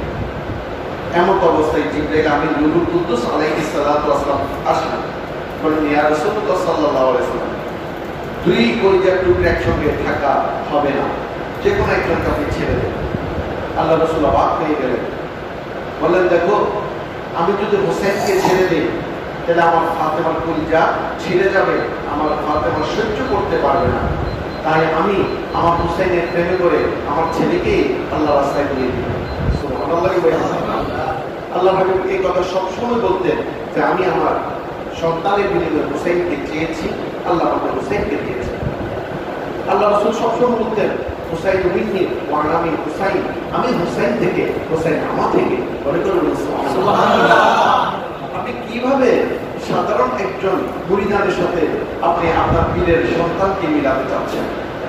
আপনি কিভাবে একজন কাফের থেকে মুসলমান হওয়া মানুষের সাথে হতে পারে তিনি আল্লাহ রাসূলের সাহাবী, কিভাবে আপনি নূরি রক্ত ধারা বাহিত আওলাদদের সাথে মিলাতে পারেন? আপনি একজন বোকা, আপনি একজন মিথ্যু, আপনি মিথ্যু। তারা কাফের ছিলেন না, তার প্রকৃত মুসলমান থেকে মুসলমান করেছেন, আর আপনি কাফের থেকে মুসলমান হয়ে কি বলে তাদের তাকে শ্রেষ্ঠত্ব দাবি করছেন? কত বড় বোকামি, ঠিক না? ঠিক। আল্লাহ রাসূল তিনি কি মুসলমান? আল্লাহ রাসূল মুসলমান কিনা? অবশ্যই মুসলমান। তিনি প্রথম মুসলমান, তিনি মুসলমান, তিনি ঈমান, তিনি ইসলাম, তিনি কোরআন, তিনি হাদিস, তিনি হজ, তিনি ইবাদত, তিনি নামাজ, তিনি আমাদেরকে সংস্কৃতি দিয়েছেন, ঠিক না ভাই? তাকে অনুসরণ করার নাম ঈমান, আর ঈমানদারের হতে পারে মুসলমান, ঠিক না ভাই? ওই ঈমানদার থেকেই তখন আল্লাহ রাসূল সাল্লাল্লাহু আলাইহি ওয়াসাল্লাম ইসলাম প্রচার করছেন না। আল্লাহ হাবিবের দরবারে কোরআনুল মাজিদ আসছেন 40 বছর বয়সে। আল্লাহ রাসূল খাদিজাতুল কুবরা রাদিয়াল্লাহু তাআলা আনহা, উম্মাহাতুল মুমিনিনা খাদিজাতুল কুবরা রাদিয়াল্লাহু তাআলা আনহাকে নিকাহ করেছেন 25 বছর বয়সে। হিসাব করে দেখুন, 25 থেকে 40 থেকে 25 বিয়োগ করলে কত হয়? 15 বছর। একজন প্রকৃত সুস্থ সবল নারী এবং পুরুষের নিকাহ যদি হয়, শারীরিক কোনো প্রতিবন্ধকতা না থাকে, তাহলে 1 বছরের মধ্যে সন্তান জন্ম দেওয়া সম্ভব। বুঝতে পেরেছি? 1 বছরে সন্তান প্রসব করা সম্ভব। তাহলে 25 থেকে 26, 27 বিয়োগ যদি আমরা করে থাকি, আল্লাহ হাবিব উম্মুল খায়র খাতুনে জান্নাত ফাতেমা আয-জাহরা আলাইহিস সালাতু ওয়াস সালামকে ইসলাম প্রচারের পূর্বেই কি করেছেন? জন্ম দান করেছেন, তার আবির্ভাব হয়েছে। এই ফাতেমা জোহরা আলাইহিস সালাতু ওয়াস সালাম যেদিন আবির্ভাব হচ্ছেন সেদিন আমার নবী নবী ছিলেন। কি বড় বড় বলুন সুবহানাল্লাহ। যেদিন ফাতেমা আলাইহিস সালাতু ওয়াস সালামকে আল্লাহ রাসূল কোলে নিয়েছেন, তখন ফাতেমা আলাইহিস সালাতু ওয়াস সালাম নবীর কোলেই তিনি কি করেছেন? প্রথম উঠেছেন। এবং আল্লাহর হাবিব যেহেতু নূর, ওই নূরের একটি অংশের নাম খাতুনে জান্নাত। সুবহানাল্লাহ। তার মধ্যে বাতুলতা, কুফরি, মুনাফিকি কোনটাই ছিল না। তিনি ছিলেন নিষ্পাপ। আল্লাহ কোরআনুল মজিদে স্পষ্ট ঘোষণা করেছেন যে তারা কি পূর্ণ পবিত্র। আল্লাহ রাসূল বলেছেন তারা পূর্ণ পবিত্র। আর আপনি তো নেফাক থেকে এসেছেন, আপনার অধিকাংশ থেকে এসেছেন নেফাক থেকে, অপবিত্রতা থেকে। তার সাথে কার তুলনা করছেন? কেন আমাদের সাথে মিথ্যা বলছেন? আমরা কাউকে তো খাটো করতে বলছি না। সাহাবায়ে কেরামগণ, আল্লাহর রাসূল বলে গেছেন, আমার পরে বা আমার সময়ে সর্বশ্রেষ্ঠ যুগ হচ্ছে সাহাবায়ে কেরামের যুগ। কারণ সাহাবায়ে কেরামগণ আমার নবীকে এমন ভাবে প্রোটেক্ট করেছেন, এমন ভাবে আমার নবীকে ভালোবেসেছেন, এমন ভাবে তারা নিজের জীবনকে উৎসর্গ করেছেন যেখানে স্বর্গও দেখেননি, নরকও দেখেননি, ভালো দেখেননি, মন্দ দেখেননি, দেখেছেন শুধু নবী মুস্তাফা। সুবহানাল্লাহ। সেই ভালোবাসার মূল্য পৃথিবীতে কেউ কখনো দিতে পারবে না। তারা জানতেন না জান্নাত কি, জাহান্নাম কি। তারা কোরআন যেভাবে আল্লাহকে যেভাবে অদৃশ্য আল্লাহকে বিশ্বাস করেছিলেন, ঠিক তেমনি তারা নবী মুস্তাফা সাল্লাল্লাহু আলাইহি ওয়াসাল্লামের এই মুখের মানিকাগুলোকে সেভাবে বিশ্বাস করেছিলেন। তারা মূলত জান্নাত জাহান্নাম দেখেননি। কোরআনের একখানা আয়াত আল্লাহর হাবিব এনেছেন, আল্লাহ আমার হাবিবকে দিয়েছেন, আমার হাবিব আমাদেরকে দিয়েছেন। ওয়ালা তাকুলু লিমান ইউকতালু ফি সাবিলিল্লাহি আমওয়াত বাল আহইয়াউন ওয়ালাকিন লা তাশউরুন। তারা জানতেন না আসলে সত্য না মিথ্যে। যারা বদরের সাহাবা, উহুদের সাহাবা, হুনাইনের সাহাবা, খন্দকের সাহাবারা ছিলেন, তারা জানতেন না আসলে কি তারা মরার পর আসলে জীবিত থাকবেন। সে কথা তারা কখনো প্র্যাকটিক্যালি দেখেননি। কিন্তু আমার নবীর উপস্থিতবাণী তারা শুনেছেন, তারা বিশ্বাস করেছেন। তারা উত্তম, পৃথিবীর সর্বশ্রেষ্ঠ, তারাই আসহাবিকার নুজুম। তাদেরকে অনুসরণ করা, অনুকরণ করা ঈমানের অঙ্গ। সুবহানাল্লাহ। তাদের মধ্যে যারা মুনাফিক ছিলেন, তাদের মধ্যে যারা মিথ্যুক ছিলেন, তাদের মধ্যে যারা কাযযাব ছিলেন, তাদের মধ্যে যারা জাওদ ছিলেন, তারা নয়, তারা সাহাবা নয়। তাদেরকে সাহাবা বলা যায় না। আব্দুল্লাহ বিন উবাই আমার নবীকে দেখেছেন, তাই বলে সে সাহাবা নয়। আবু জাহেল, আবু লাহাব দেখেছেন, তাই বলে সে সাহাবা নয়।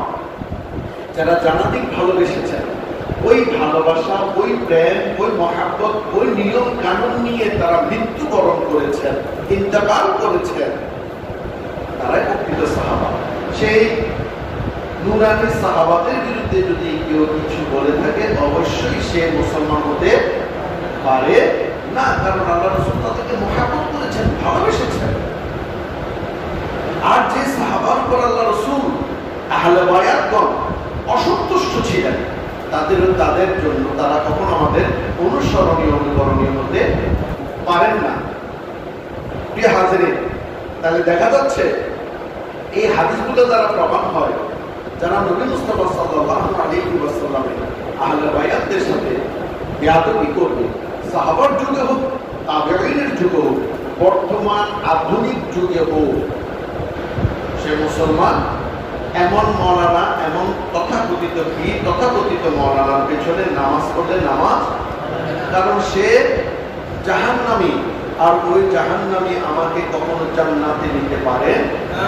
প্রশ্ন করেছিলেন, হুজুর এগুলো তো আমরা জানতাম না, আমাদের পূর্বপুরুষরাও শুনেননি, কারণ 1450 বছর উমাইয়া গোষ্ঠী, আব্বাসী গোষ্ঠী এগুলো আমাদেরকে শুনতে দেননি, এখন আমাদের পূর্বপুরুষদের অবস্থা কি হবে?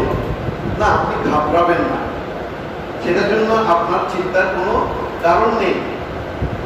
সেটার জন্য যারা তাদেরকে এই ভুল পথে পরিচালিত করেছেন তাদের সমস্ত গুণা গিয়ে তাদের গায়ে, কারণ তাদের ঈমানের হককে তারা বিনষ্ট করেছে, সত্যকে গোপন যারা করেছে তাদের উপর বর্তাবে।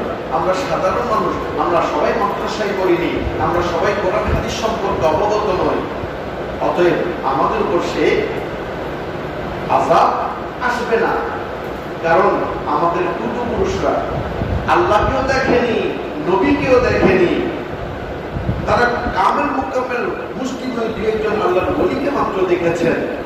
তার উপরে তাদের উপর ভিত্তি করে তারা ঈমান এনেছেন, ইসলাম কবুল করেছেন, নামাজ পড়েছেন, রোজা রেখেছেন, ভালো কাজ করেছেন, আমর বিল মারুফ ওয়া নাহি আনিল মুনকার, ভালো কাজের আদেশ আমাদেরকে আপনাদেরকে দিয়ে গেছেন, মন্দ কাজ থেকে আমাদেরকে নিষেধ করেছেন বিদায় তারা সবাই জান্নাতে যাবে ইনশাআল্লাহ। সুবহানাল্লাহ।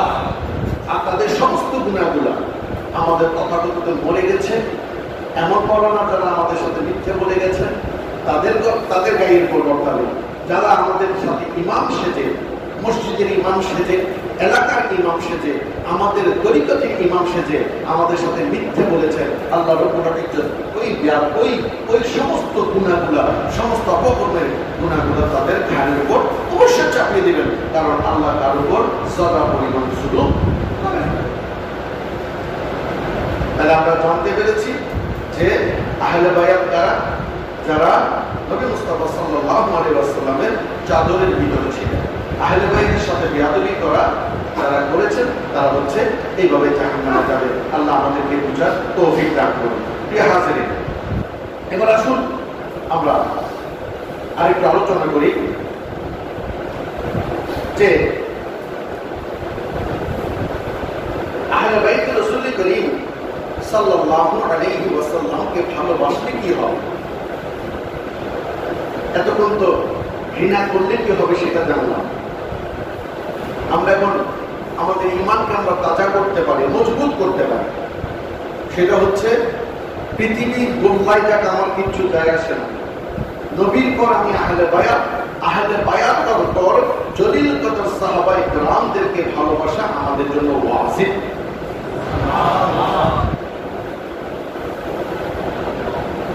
এবং এই নীতির উপর যে পীর, যে ইমাম, যে মাওলানা আমাদেরকে শিক্ষা দেবেন, আমাদেরকে ইসলামের বাড়ি পৌঁছে দেবেন, তাকে অনুসরণ করা আমাদের জন্য ওয়াজিব।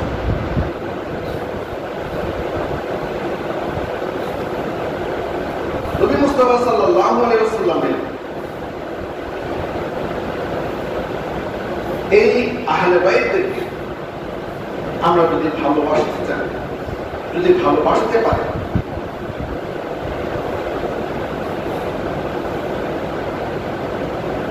নবী মুস্তাফা সাল্লাল্লাহু আলাইহি ওয়াসাল্লাম আমাদের জন্য কি নিয়ামত দিয়ে গেছেন, কেন আমরা তাদেরকে ভালোবাসি? ইমাম তাবরানী তার আওসাত কিতাব আল আওসাত কিতাবের মধ্যে হযরত জলিলুল কদর সাহাবা জাবের রাদিয়াল্লাহু তাআলা আনহু থেকে বর্ণনা করেন, তিনি হযরত ওমর ইবনে খাত্তাব রাদিয়াল্লাহু তাআলা আনহু, যিনি ইসলামের দ্বিতীয় খলিফা, থেকে হযরত আলী রাদিয়াল্লাহু তাআলা আনহুর কন্যা উম্মে কুলসুমকে বিয়ে করেন।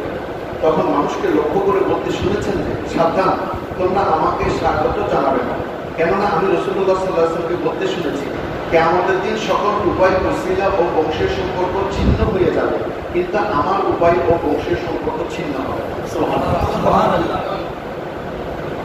অর্থাৎ কিয়ামতের ময়দানে জররা জররা যেদিন হিসাব হবে, সেদিন আমি আমার বাবার কাছে যাব, বাবা তুমি আমাকে জন্ম দিয়েছিলে, বিশ্ব ব্রহ্মাণ্ড দেখিয়েছিলে, নবী বলি দেখিয়েছিলে, কোরআন নামাজ শিখিয়েছিলে, কিন্তু আমি তোমার কথা মোতাবেক চলতে পারিনি। আজ আমি বড় মুসিবতের মধ্যে পড়েছি, বিপদের মধ্যে পড়েছি। আল্লাহ আমার উপর নাখোশ হয়েছেন, রুষ্ট হয়েছেন, রাগ করেছেন, আল্লাহ আমাকে জাহান্নামে পাঠিয়ে দিতে চাচ্ছেন। আব্বা একটি সওয়াব তোমার কাছ থেকে আমাকে দাও। সেদিন বাবা বলতেন, বাবা যেদিন করবে সকলে নফসি নফসি, সেদিন বলবে আমি আমাকে নিয়ে ব্যস্ত হবো, তোমাকে দেখার সুযোগ। মাগো তুমি আমাকে দুধ পান করিয়েছিলে, নিজে শীতে ফুলে আমাকে তোমার আঁচল দিয়ে জড়িয়ে রেখেছিলে, নিজে না ঘুমিয়ে আমাকে দুধ পান করিয়ে ঘুম পাড়িয়েছিলে। মা আজ আমি বড় মুসিবতে আছি, আমাকে একখানা সওয়াব তুমি দাও। সেদিন মা বলবে, না রে বাবা, আর আমি আমাকে ব্যস্ত রয়েছি। বিবিরে খাওয়া যান, সে বিবি আমার সেদিন কেউ কারো হবে না। কিন্তু আল্লাহ রাসূল বলছেন, জেনে রেখো সেদিন আমার বংশের সাথে যারা সম্পর্ক রাখবে তারা তোমাদেরকে ছেড়ে।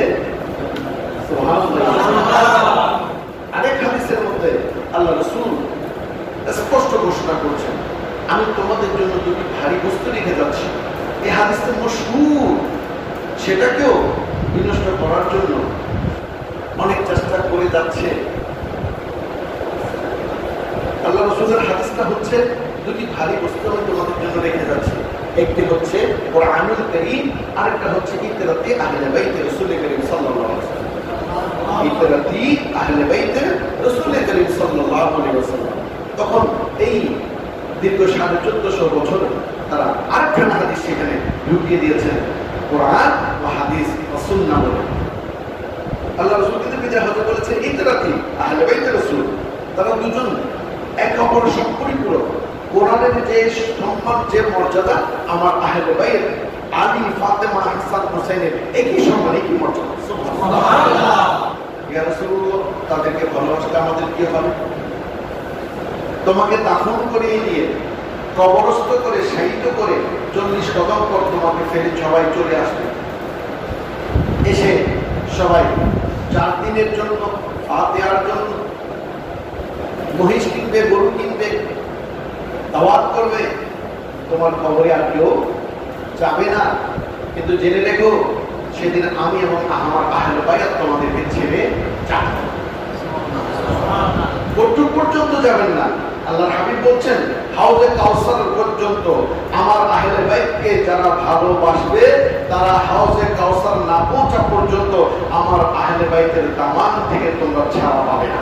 সুবহানাল্লাহ। তাদের এই ভালোবাসা, এই মহাব্বত কতটুকু পর্যন্ত নিয়ে যাবে? হাউজে কাউসার পর্যন্ত। কত শান, কত শান! আল্লাহর ওলিরা আমাদেরকে আল্লাহ রাস্তা পর্যন্ত পৌঁছে দিবেন, আর আহলে বাইত আমাকে হাউজে কাউসার পর্যন্ত পৌঁছে দিবেন। সাহাবা, গৌস, কুতুব, আফতাব, পীর, তাবিঈন তারা আমাকে আল্লাহর রাস্তা দেখিয়ে দিবেন, আর আহলে বাইত আমাকে হাউজে কাউসারে আল্লাহর রাসূল থেকে পানি পিয়াবেন। সুবহানাল্লাহ, সুবহানাল্লাহ। এরপর আপনি কার সাথে তুলনা করবেন? আমাদেরকে বোকা পেয়েছেন। আমরা মাদ্রাসায় পড়েছি, আমরা নাহু সরফ জানি, আমরা জুমলা সরফ জানি, আমরা কোরআন বড় পড়তে পারি, আমরা বুখারী শরীফ পড়তে পারি। আপনি কি করতে পারেন সেটা আমার বিষয় নয়, আপনি কি জানেন সেটা আমার বিষয় নয়। আমিও কিছু জানি, আমরাও কিছু জানতে শিখেছি।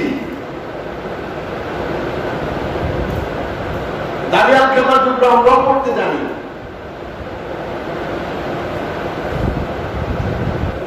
কথায় কথায় মুনাজারা করুন। মুনাজারা গেলে আপনি কি বলতে জানেন? বলে কলা কনসিগা বলো তো, যেগুলো আপনি জানেন না সেগুলোতে পড়ুন। তোমার কলা কনসিগা আমাকে জান্নাতে দিবে না, কিন্তু আহলে বাইতের গোলামে আমাকে জান্নাতে দিবে। সুবহানাল্লাহ। তোমার কলা কনসিগা, সিগা কনসিগা যখন তুমি আমার প্রশ্ন করবা, সেটা তোমাকে চাবুক মেরে মেরে জাহান্নামে নিয়ে যাবে। আর আমি কিছুই জানি না, কিন্তু আমার অন্তরের মধ্যে লব্বাইক ইয়া হুসাইন, লব্বাইক ইয়া হুসাইন, নারায়ে হায়দারি, আলী আলাইহিস সালাতু ওয়াস সালামের প্রেম যেহেতু আছে, তোমার ওই চাবুকের ঘামার গায়ে পড়বে না, তোমার গায়ে। সুবহানাল্লাহ। কি শিখাচ্ছ আমাদেরকে? মিথ্যা বলছো কেন?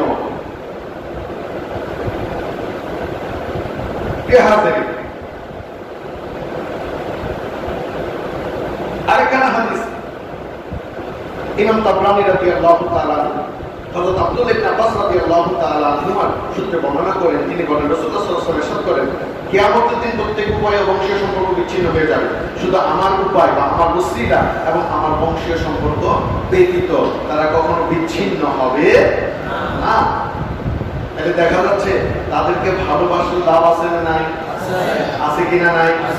আরেক হাদিস আল্লাহ রাসূল বলেছেন যে আমার আহলে বায়ত হচ্ছে নূহ আলাইহিস সালাতু ওয়াস সালামের কিস্তি, যারা তাতে আরোহণ করেছেন তারা নাজাত প্রাপ্ত, সুবহানাল্লাহ।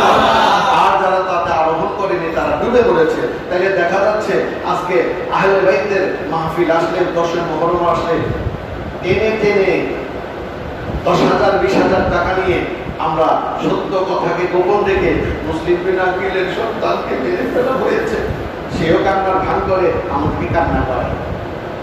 হুসাইন যুদ্ধ করছে, তার সামনে তার সন্তানকে মেরে ফেললো, সে কাঁদে না, আমাদেরকে কাঁদায়। আগে সত্য কথা বলুন, সত্য বললে আপনাকে কাঁদতে হবে না, আপনি বলার আগে আমার চোখে পানি চলে আসবে। আপনি ভান করেন কেন, অভিনয় করেন কেন? অভিনয়ের এখানে কোনো সুযোগ নেই, এখানে সত্যতা প্রস্ফুটিত করুন। নবী মুস্তাফা সাল্লাল্লাহু আলাইহি ওয়াসাল্লাম, আজ আমরা যখন আহলে বাইতের মাহফিল করি তখন আমরা শিয়া হয়ে যাই, আলীর কথা বললে শিয়া হয়ে যায়, হাসনাইনের কথা বললে শিয়া হয়ে যায়, ফাতেমার কথা বললে শিয়া হয়ে যায়, আর বাকিদের কথা বললে তারা সুন্নি হয়ে যায়। আসলে কি তারা সুন্নি? সুন্নি কোন শব্দ কি আছে? আমিও আপনাদের কাছ থেকে প্রশ্ন রাখছি। একটি দল জান্নাতে যাবে, সেটা যে আহলে সুন্নাত ওয়াল জামাত, সে কথা কিভাবে তারা বের করেছে? এই আহলে সুন্নাত ওয়াল জামাতের উৎপত্তি কোত্থেকে? তারা সবসময় বলে থাকে নবীর আমল থেকে। নয়, আপনি প্রশ্ন করে দেখুন, ইতিহাস কোন হাদিস খুলে দেখুন। আল্লাহ রাসূল বলেছেন আমাকে এবং তারাই জান্নাতি যারা আমাকে এবং আমার সাহাবায়ে কেরামগণকে অনুসরণ করেছে। একটি দলে জান্নাতে প্রবেশ করবে, সেটা কিন্তু এখানে সুন্নি, ওয়াহাবি, রাফিজি, খারেজি, মুতাজিলা, শিয়া, কাদিয়ানি কারো তো আল্লাহ রাসূল উল্লেখ করেনি। প্রকৃত অর্থে যারা আল্লাহ রাসূল এবং তার সাহাবায়ে কেরামগণকে, জলিলুল কদর সাহাবায়ে কেরামগণকে অনুকরণ করবে, তারাই জান্নাতি, তারাই নাজাত প্রাপ্ত। সুবহানাল্লাহ। এখন আল্লাহ রাসূলের অনুসরণ করার কথা অর্থ হচ্ছে আল্লাহ রাসূল যা বলেছেন সেভাবে যারা চলেছেন তাদেরকে অনুসরণ করা। যে আমি একটু আগে বলেছি, আল্লাহ রাসূল যা বলেছেন সে মোতাবেক যারা অনুকরণ করেছেন তারাই জান্নাতি। যদি তার বিপরীত চলে, তাকে অনুসরণ করলে, ভালোবাসলে আমি জান্নাতে যাব না। প্রিয় হাজিরিন, তাহলে দেখা যাচ্ছে যে আহলে বাইতকে ভালোবাসলে আমরা নির্গাত জান্নাতে প্রবেশ করতে পারবো। আল্লাহ আমাদেরকে বুঝার তৌফিক দান করুন। এবার আসুন আরেকটু করে আলোচনা করি, কেন আহলে বাইতকে আমরা ভালোবাসি? আহলে বাইতকে শুধু আমরা ভালোবাসিনি, আর আহলে বাইতকে ভালোবাসার কোনো প্রয়োজন আমার নেই। আমি আমার সন্তানদেরকে ভালোবাসতে আমার কিয়ামত হয়ে যাচ্ছে। আমি গরু পালন করি, ছাগল পালন করি, স্ত্রী আছে, মা আছে, বাবা আছে, ভাই আছে, বোন আছে, আত্মীয় স্বজন আছে, তাদের সাথে ভালোবাসা করতে আমার 365 দিন চলে যায়। এখানে আবার উলফা আহলে বাইতকে ভালোবাসার কথা আমি বলিনি, কে বলেছেন? স্বয়ং আল্লাহর পরিচয় বলেছেন, স্বয়ং নবী মুস্তাফা সাল্লাল্লাহু আলাইহি ওয়াসাল্লাম বলেছেন। আল্লাহর হাবিব স্পষ্ট কোরআনে বলছেন, ইয়া রাসূলুল্লাহ কুল, আপনি বলে দিন, লা আসআলুকুম আজরান আলাইহি ইল্লা মুআতাদাতুল কুরব। আপনি অনেক কিছু এনেছেন, বিনিময়ে আপনি কিছু চান না। কি চান? ইল্লা মুআতাদাতুল কুরব, আপনার আহালদের, আপনার পরিবার পরিচয়ের ভালোবাসা ব্যতীত। আপনি তাদেরকে ভালোবাসার কথা বলুন, সেটা আল্লাহর দাবি, আল্লাহ রাসূলের দাবি। হযরত ইমাম একটি ঘটনা বলে বিদায়, তাদেরকে কে ভালোবেসেছেন? ইমাম হাসান আলাইহিস সালাতু ওয়াস সালাম এবং ইমাম হুসাইন আলাইহিস সালাতু ওয়াস সালাম নবী বেশি ভালোবাসেছেন না আর কেউ ভালোবেসেছেন? এই একটি ঘটনা থেকে আমরা জেনে, দুটি ঘটনা থেকে। একটি হচ্ছে একদিন এক বেদুইন বা অনারব একখানা হরিণের বাচ্চা এনে আমার নবী মুস্তাফা সাল্লাল্লাহু আলাইহি ওয়াসাল্লামের হাতে দিয়েছে। এগুলো যদি ওয়াজের সুযোগ বলে আপনারাও কান্না করবেন, এখন কান্না করার সুযোগ নয়, আগে ঈমান ঠিক করুন। আর ইমানটাকে তত্ত্বাধা করুন, মজবুত করুন। আপনি কোন পথে যাবেন? আপনি কি যারা লক্ষ লক্ষ মানুষ নিয়ে সত্যকে গোপন করছে তার পক্ষে যাবেন, নাকি যারা সত্যকে অন্তরে ধারণ করে নির্দিষ্টে কেঁদে চলেছে তার পথে যাবেন? সেটা হচ্ছে আপনার উপর, আপনার বিবেক, আপনার জ্ঞান, আপনার গরিমার উপর। আমি এখন যে ঘটনাটা বলবো সেটা আপনি শুনলে, আমি যদি রং রস দিয়ে বলি আপনারা কান্না পাবেন। এটা আমরা করেছি, আমরা ওয়াদে শুনে আমরাও কান্না করেছিলাম, কিন্তু এখন দেখছি সেই কান্না ছিল ঘুমা, মিথ্যা, কাজা, মুনাফিকি কান্না। সত্য কান্না হচ্ছে আগে আহলে বাইতে প্রেম ঢুকাতে হবে, তখন আহলের বায়াত বলতেই পাগল হয়ে যাও। শুধুমাত্র মুহররম মাস আসলে কাব্য সেটা প্রেমিকের লক্ষণ নয়। লাইনের জন্য মজনু প্রতিটা মুহূর্তে তসবিহ জপতেন, লাইলি লাইলি লাইলি লাইলি, আর মজনু লাইলি তসবিহ জপতেন, মজনু মজনু মজনু মজনু, যেটাকে সলাতান কায়িমান দাইমান বলা হয়। যাক, দীর্ঘ সময় চলে যাচ্ছে। এক অনারবি আল্লাহ রাসূলের দরবারে একখানা হরিণের বাচ্চা নিয়ে আসে। হরিণের বাচ্চা আনার পর সেই স্থানে ইমাম হাসান আলাইহিস সালাতু ওয়াস সালাম অবস্থান করছিলেন। তিনি আমার নবীর পাশে ছিলেন। আল্লাহর হাবিব খুশি হয়ে হরিণের বাচ্চাটা গ্রহণ করলেন। গ্রহণ করে সেটা ইমাম হাসান আলাইহিস সালাতু ওয়াস সালামকে উপহার দিলেন। সুবহানাল্লাহ। স্বাভাবিক হরিণের বাচ্চা টুকটুক করে হাতে লাফাই, এটা আনন্দের জিনিস। হঠাৎ ইমাম হুসাইন আলাইহিস সালাতু ওয়াস সালাম আসলেন, বললেন, ভাইয়া আপনি এই হরিণের বাচ্চা কোথায় পেলেন? বললেন, নানা জান দিয়েছেন। তিনি আল্লাহ রাসূলের দরবারে গেলেন। ইমাম হুসাইন আলাইহিস সালাতু ওয়াস সালাম আল্লাহর হাবিবের দরবারে গেলেন। ইয়া রাসূলুল্লাহ, আমাকে একটা হরিণের বাচ্চা দেন।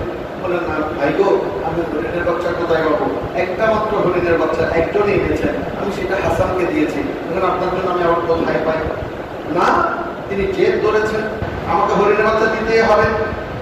আপনি হাসানকে দিয়েছেন, আমার ভাইয়াকে দিয়েছেন, আমাকে দিতে হবে, আমাকে দিতে হবে। আল্লাহ রাসূল পেরেশানি হয়ে গেলেন। হায় আফসোস, হায় আফসোস, এখন কি করা যায়? কিছুক্ষণ পর হঠাৎ দেখি একটা হরিণ তার একটা বাচ্চা নিয়ে চলে এসেছে। ইয়া রাসূলুল্লাহ সাল্লাল্লাহু আলাইহি ওয়াসাল্লাম, আমি আপনার বান্দা, আপনার উম্মত। আল্লাহ রাসূল বললেন, হে হরিণ, তুমি কেন এসেছো বাচ্চা নিয়ে? বলে, ইয়া রাসূলুল্লাহ সাল্লাল্লাহু আলাইহি ওয়াসাল্লাম, জিবরাইল আমাকে পাঠিয়েছে। সুবহানাল্লাহ। আল্লাহ জিবরাইলকে আমার কাছে পাঠিয়েছে এবং বলেছেন, আমার আপনাকে যে হরিণের বাচ্চাটা আপনি হাসান আলাইহিস সালামকে দিয়েছেন সেটা আমার হরিণ, আমার বাচ্চা। শিকারী নিয়ে এসেছে, আপনাকে উপহার দিয়েছে। কিন্তু আল্লাহ বলছেন, হে জিবরাইল, হরিণকে বলো যেন সে তার অপর বাচ্চাটা তাড়াতাড়ি দিয়ে আসে। যদি আমার ইমাম হুসাইন 2 ফোঁটা চোখের জল দুনিয়ার জমিনে ফেলে, আমার আল্লাহ আরশ আজমকে করবে। কে বেশি ভালোবাসতেন? কে ভালোবেসেছেন? আল্লাহ। আল্লাহ সামান্য নামাজকে ভালোবেসেছেন বলে আপনি আমাকে শয়নে স্বপ্নে জাগরণে হাঁটতে বসতে নামাজের কথা বলেন, আর হোসেনকে এত ভালোবেসেছেন সে কথা কেন বলেন না? কেন বলেন না? কেন হোসেনের দুশমনকে আমাকে বন্ধু বানাতে বলছেন? কেন হাসানের দুশমনকে আমার বন্ধু বানাইতে বলছেন? কেন তার সুনাম করতে বলছেন? আমরা তাকে ঘৃণা করি। কেন আলীর গোলাম আলীর দুশমনের সাথে বন্ধুত্ব করতে বলছেন? ইম্পসিবল। জান যাইতে পারে, তা কাশ্মীর কালে সম্ভব। একটি ঘটনা। 2 নম্বর ঘটনা, একদিন ইমাম হাসান এবং ইমাম হুসাইন আলাইহিস সালাতু ওয়াস সালাম দুটি লিখা লিখলেন। শরিয়া শরিয়া রসই দীর্ঘই বাড়ি পা তার না জিম হা হা যা বাসুরা ফাতিহা বাসুরা ইখলাস যাই দেখুন না কেন, অথবা লিখেছেন, বাবা আমি তোমায় ভালোবাসি, মা আমি তোমায় ভালোবাসি। এখন লেখার পর সরাসরি গেলেন আম্মা জানের কাছে। আম্মু স্বাভাবিক ঘরে বেশিরভাগ আম্মাই থাকে। আম্মু আমরা 2 ভাই লিখেছি, আমি বলুন তো কার লিখা সুন্দর হয়েছে? ফাতেমা 2, মা ফাতেমা 2 ভাইয়ের লিখা দেখলেন, দেখে দু চোখের পানি ছেড়ে দিলেন। আমি কার লিখা সুন্দর বলবো? কাকে ভালোবাসতে বলছেন আমাকে? কত বছর আর মিথ্যা কথা বলবেন? আপনারা দেখে মরে গেলে এখন নিজেরা রাদিয়াল্লাহু তাআলা লিখে বিশাল বিশাল নিজেরা মাথা করে আপনারা তাকে রাসূলের সর্বশ্রেষ্ঠ বলে দাবি করতেছেন। আদৌ কি সত্যি? কবরগুলো একটু খুলে দেখেন, দেখা যাক সেখানে কি আছে কিনা। যার অন্তরের মধ্যে এই ধরনের প্রেম ভালোবাসা থাকবে না আহলে বাইতের প্রতি, সে যত বড় মুহাদ্দিস মুহাক্কিক মুফাসসির হোক না কেন, তার কথা দ্বারা কারো বড় তাসির হবে না। সে 3 জনের একজন। ফাতেমা কান্না করে দিলেন, আমি কার লিখাকে সুন্দর করবো? কার লিখা? এই মুহূর্তে যদি আমি হাসানের লিখা সুন্দর বলি, হুসাইন কান্না করবে, হুসাইন কান্না করলে নানা আব্বাজান কান্না করবে, আর আব্বাজান কান্না করলে আল্লাহ কান্না করবে। সুবহানাল্লাহ। আবার যদি হুসাইনের কথা বলি, তাহলে হাসান কান্না করবে, হাসান করলে সবাই কান্না করবে। বলে বাবা এই ফয়সালা আমি দিতে পারবো। ও মা, একে কোন ধরনের কথা? কেন আপনি ফয়সালা দিতে পারবেন না মা? বলে তোমার আব্বাজানের কাছে। তারা আলী আলাইহিস সালাতু ওয়াস সালামের কাছে গেলেন, আলী আলাইহিস সালামকে দেখালেন। আলী আলাইহিস সালাতু ওয়াস সালাম 2 দেখা দেখে তিনিও কান্না শুরু করে দিলেন। কার লেখা সুন্দর বলবো? ইম্পসিবল। আমি যদি হাসানের কথা বলি হোসেন, হোসেনের কথা বলি হাসান, আর এরা দুজনের যে কোনো একজন কান্না করলে আল্লাহ রাসূলের অভিশাপ আমাদের উপর, আল্লাহ রাসূলের বদদুয়া লানত আমাদের উপর নিপতিত হবে। বললেন বাবা আমার পক্ষে সম্ভব না। হুমায়ুন বলে কি মাও পারলো না, বাবাও পারলো না, চলো নানা জানের কাছে যাই। নানা জানের কাছে গেলেন সাইয়েদনা মুহাম্মদ রাসূলুল্লাহ সাল্লাল্লাহু আলাইহি ওয়াসাল্লামের দরবারে। নানা আমরা 2 ভাই লিখেছি, কার লিখা সুন্দর হয়েছে বলুন তো? আব্বু নানা ভাই, নানা ভাই দেখলেন মাশাআল্লাহ 2 ভাই লিখা সুন্দর হয়েছে। খুব খেয়াল করুন বাবা, 2 ভাই লিখা সুন্দর হয়েছে। আমরা হুসাইনি গোলাম, এই মিথ্যুকের দল, তোমরা আমাদেরকে পথ হারা করতে পারবে না। তোমরা যতই নিজেদেরকে আলেম দাবি করো, তারই লম্বা বাকি করো। সেদিন একটা কথা তারা বলেছেন 2 ভাই একসঙ্গে, সেটা আমরা শিখেছি, জেনেছি। নানাজান বললেন 2 ভাইয়ের লিখে সুন্দর হয়েছে। তখন তারা 2 ভাই বললেন নানা ভাই আমাদেরকে বোকা পেয়েছেন, 2 জনের লেখা কি একই রকম হয়? যে কোনো একজনের লেখা বেশি সুন্দর হয়েছে।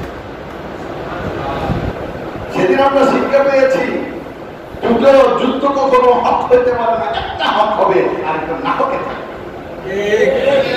আল্লাহ রাসূল বলেছেন আমি যেদিকে হক সেদিকে, অতএব আলীর যুদ্ধ ছিল হক আর বাকিরা ছিল না হক, বাকিরা ছিল জাহান্নামী বাগী। আম্মার বিন ইয়াসির রাদিয়াল্লাহু তাআলা আনহুর ঘটনা থেকে বোঝা যায় আমির মুয়াবিয়া দল বাগী ছিল, সে জাহান্নামী দল ছিল। আল্লাহ রাসূল ভবিষ্যৎবাণী করেছেন যদি সেই ভবিষ্যৎবাণী না করে তাহলে নবী মুস্তাফার গায়েব জানতেন না। নাউযুবিল্লাহ। আমার নবী গায়েব থেকে বলেছেন বাগী দল তোমাকে জাহান্নামের দিকে নিয়ে যাবে আর তুমি তাদেরকে জান্নাতের দিকে আহ্বান করবে। তারা জান্নাতি জাহান্নামী এই দ্বারা স্পষ্ট বলতে। এবার যদি বলেন এটাও আমি শিয়াদের কিতাব থেকে বলেছি, তাহলে তো বুখারী শরীফে মানবো না আজ থেকে। বুখারী শরীফে না না ভাই, 2 জনের লেখা একই রকম হতে পারে না, 2টি লেখা একই সুন্দর হতে পারে না। একটা লেখা কিছুটা সুন্দর, একটা লেখা কিছুটা কম সুন্দর হতে পারে। আল্লাহ রাসূল বিপদে পড়ে গেলেন। হায় আফসোস, এখন যদি আমি এটার কথা ইতারে বলি, তার কথা ইতারে বলি, তাহলে তা আল্লাহর উপরেই তো তার শরীরে করবে। বলে ভাই আমার পক্ষে সম্ভব না। বলে না, বাবাও পারলেন না, মাও পারলেন না, আপনাকে দিতে হবে ফয়সালা। তারাও নাছরমন্ত ছিলেন, ছিলেন না, আল্লাহ করিয়েছেন আপনাকে আমাকে শিক্ষা দেওয়ার জন্য।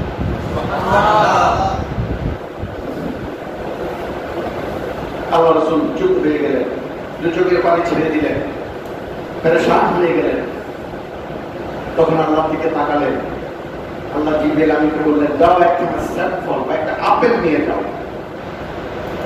আপেলের 2 টুকরো তাদের দুজনকে খেতে বলবে, তাদেরকে জিজ্ঞেস করবে আপেলের কোন টুকরো বেশি মজা, কোন টুকরো বেশি স্বাদ। কাকে আপনি আহলে বাইত বলতে বলে আমাদেরকে ঘোরাচ্ছেন? আমাদের অন্তরের ভিতরে কেন আপনারা তো শরীর ঢুকিয়ে দিচ্ছে? আমরা তো তাদেরকে সেভাবেই ভালোবাসি। এই ঘটনা কোনো সাহাবার নয়, এই ঘটনা আহলে বাইতের ঘটনা। আপনি যতই বলুন, যতই চিল্লান, যতই ইউটিউব ফাটান, যতই মসজিদ মন্দির ফাটান, যতই ময়দান আপনি ফাটান না কেন, আহলে বায়াতের প্রেমিকদের আপনি কখনো ঈমান নাড়াইতে পারবেন না। আল্লাহ প্রদত্ত ঈমান, আল্লাহ প্রদত্ত হুকুম, আল্লাহ প্রদত্ত নিয়ামত, আল্লাহ প্রদত্ত সৌন্দর্যের বিকাশ। আর আল্লাহ রাসূল বলেছেন, হাসনাইনি কারিমাইন, আমার জান্নাতি বাগানের 2 ফুল তোমাদেরকে দিয়ে যাচ্ছি। এখানে আর কেউ আহলে বায়াত নয়, তারাই আহলে বায়াত। তখন জিবরিল আমিন আলাইহিস সালাতু ওয়াস সালাম আসলেন। কাদের জন্য এসেছেন? কোন সাহাবার জন্য জিবরিল আসলেন না, আমার নবীর আওলাদের জন্য ফল নিয়ে এসেছেন, জান্নাতি ফল। বললেন, ইয়া রাসূলুল্লাহ, এটাকে তাদের দুজনকে ভাগ করে দিই। আল্লাহ রাসূল কাটলেন, খাওয়াইলেন। বাহ, খুব সুস্বাদু, বেশি মজা, বেশি স্বাদ। আল্লাহর হাবিব জিজ্ঞেস করলেন, ভাই আপনার আপেলটা কেমন? বললেন, নানা ভাই মাশাআল্লাহ, এটা তো জান্নাতি ফল, অপূর্ব অপূর্ব, এখনো লেগে আছে মুখে। হোসেনকে জিজ্ঞেস করলেন, ভাই নানা ভাই ভাষায় প্রকাশ করা যাবে না, অপূর্ব, এমন ফল পৃথিবীতে কেউ খাবে না, কেউ খাইও নি। বলে, নানা ভাই এবার তাহলে আপনি উদ্যোগ নেন, আপনাদের 2 ভাইয়ের লিখা সুন্দর হয়েছে। বলে, এটা কিভাবে সম্ভব? 2 ভাইয়ের লিখা কিভাবে সুন্দর হয়? বলে, একটা ফল 2 ভাই খাইছেন, একই রকম স্বাদ পাইছেন, কিভাবে হয়? মনে হয় তাও তো ঠিক। ফয়সালা কে দিয়েছেন? আল্লাহ দিয়েছেন। ফয়সালা আল্লাহ দিয়েছেন, নবী নয়। তাদেরকে আল্লাহ মহব্বত করতেন। আর আল্লাহ যাদেরকে মহব্বত করে, এই আহলে বাইতের গোলামরা, আমরা তাদেরকে মহব্বত করা ফরজে আইন। এতক্ষণ বলেছিলাম ওয়াজিব, এখন বলছি ফরজে আইন। তাদেরকে ভালোবেসেছো তুমি নাজাত প্রাপ্ত, তাদেরকে ঘৃণা করেছো তুমি জাহান্নামী। তুমি তাহলে আমরা বুঝতে পেরেছি যে আহলে বাইতকে আমরা ভালোবাসিনি, আল্লাহ রাসূল এবং আল্লাহ ভালোবেসেছেন, তাই তাদেরকে ভালোবাসা আপনার আমার জন্য ফরজে আইন। অনেকে প্রশ্ন করেন যে এই পাক পঞ্চতন শব্দখানা কোরআন হাদিসে নেই, আপনার কোথায় পেয়েছেন? ভাই আপনার এইসব খেসারটা উত্তর দেওয়ার কোনো ইচ্ছা আমাদের। আপনি দুশমনে মুস্তাফা, আপনি দুশমনে আহলে বায়াত, আপনি বিভিন্ন ভাবে প্রশ্ন করতে পারেন। ডিমের ভিতরে কুসুম কেন, মুরগি আগে না ডিম আগে, ডাবের ভিতরে পানি কেন, না কেন, হয় কেমনে, আপনি প্রশ্ন করতে পারেন। এই প্রশ্নের উত্তর দেওয়ার জন্য কোন অবস্থা আমরা বাবের ভাত খেয়ে মায়ের হোটেলে থেকে আপনাকে উত্তর দেওয়ার কোনো দরকার আমার নেই। তবে আপনাদের উদ্দেশ্যে আপনাদেরকে জানার জন্য বলছি যে পাক পঞ্চতন এটা ফার্সি শব্দ। যে বেটা আমাকে প্রশ্ন করেছিল, সেই বেটা আমাকে বলে, হুজুর নামাজের টাইম পেয়েছে, চলুন নামাজ পড়তে। তখন তার আগে যদি সে প্রশ্ন করতো, তাহলে আমি তার তাৎক্ষণিক উত্তর দিতে পারতাম। সে নামাজের প্রশ্ন করার কারণে আমি তাদের তাৎক্ষণিক দেখাই দিতে পারি, পরে দেখাই দিচ্ছি। বলতাম, ভাই তো পাক পঞ্চতন এটা ফার্সি শব্দ, এটা শিয়ারা করেছেন, তো ভালো কথা। তো এটা আপনি কনফার্ম হলেন কেমন যে তার এটা শুধু শিয়ারা করেছেন? এইগুলো তো শিয়ারা করে। আলী, ফাতেমা এবং হাসান হোসেনকে শিয়াদেরকে ইজারা দেওয়া হয়েছে, তারা শুধু তাদেরকে নিয়ে মহব্বত দেখাবে, আর বাকিগুলো এরা নিয়েছে। দুশমনে আহলে বাইতরা বাগীদেরকে নিয়েছে, আমরা বাগীদের দলে নাই, আবার শিয়াদের দলে আমরা নাই, আমরা আহলে বাইতের দলে। সুবহানাল্লাহ। এক বুড়া, আমি রাগের মাথায় বলেছিলাম যে আমি কাফের হতে পারিনি, হোসাইনি কাফের। ওই বেটা চারিদিকে রোটে বেড়াচ্ছে যে সে নিজেকে কাফের ঘোষণা করেছে। তুই একটা কত বড় শয়তান বুড়া। বুড়া মিয়া, আমি কি বলেছি তুই বুঝতে পারিস না? আরেক তথাকথিত ছোটখাটো আলেম, এত ভুয়া আলেম হতে পারে। আমি আল্লাহ রসুল সবসময় আল্লাহ রসুলকে যখন বলা হতো ইয়া রাসূলুল্লাহ আপনি তো আল্লাহ শ্রেষ্ঠ বান্দা, আল্লাহ রসুল বলতেন না তোমরা সেইভাবে বলিও না, আমি আল্লাহর বান্দা মাত্র, আমি আব্দাল্লাহ, ঠিক না? নিজেকে সবসময় ছোট রাখতেন। তো আমি এখন এক মাহফিলে বলেছি ভাই আমি কোরআন হাদিস পড়তে পারি না। ওই ব্যাখ্যার সাথে চারিদিকে এখন রটাচ্ছেন এই মৌলানা সাহেবের ওয়াজ শুনবেন না, সে কোরআন হাদিস পড়তেছে। তো এদের উত্তর দেওয়ার দরকার আছে? এদের কথা বলা দরকার আছে? এদের বিরুদ্ধে করার দরকার আছে? সে কোনো কথারই উত্তর দিতে পারবে না। সে একটা ব্যাখ্যা, তার কোনো জ্ঞান নাই, গরিমা নেই, সে অহংকারে ভরা, অহমিকায় ভরা, না এসে নিজেকে এত উচ্চ দাবি করে কেন? বুড়া নিয়ে চারিদিকে শুধু বেড়ায় যে সে নিজেকে কাফের ঘোষণা করেছে। আমি নিজেকে কাফের ঘোষণা করেছি, তুমি অর্থ বুঝতে তুমি কথাটা বলতাম না, এরা বলতাম না। অর্থাৎ আমি বুঝতে চাচ্ছি হুসাইন আলাইহিস সালাতু ওয়াস সালাম তথা হাসান আলাইহিস সালাতু ওয়াস সালাম আহলে বাইতকে ভালোবাসার কারণে যদি কেউ আমাকে কাফের বলে, কাফের অর্থাৎ তাদের কারণে আমি কাফের বলেছি। এটা আমি না, অনেক কিতাবে বলেছেন, অনেক কিতাবে যে ইমাম শাফি রহমতুল্লাহ আলাইহি তিনিও বলেছেন অসংখ্য। সে যাই হোক, তো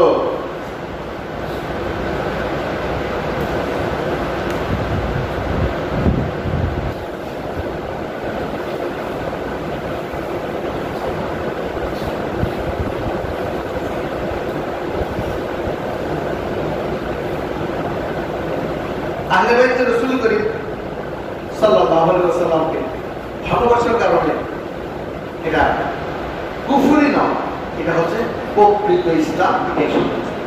এই পাক পঞ্চতন শব্দটা আসলে ফার্সি শব্দ, এটা শিয়ারা ব্যবহার করেন। পাক মানে পবিত্র, আর পঞ্চতন মানে পাঁচ। আমরা একটা পঞ্চেগাঞ্জ করেছি। তো ওই মৌলানা সাহেব উদ্দেশ্য করে বলছে তিনি যদি এই আমার এই প্রিয় পান তাহলে তিনি বুঝবেন যে আমি একটু একটু হলেও মাত্রায় বলেছি, একটু বেশি।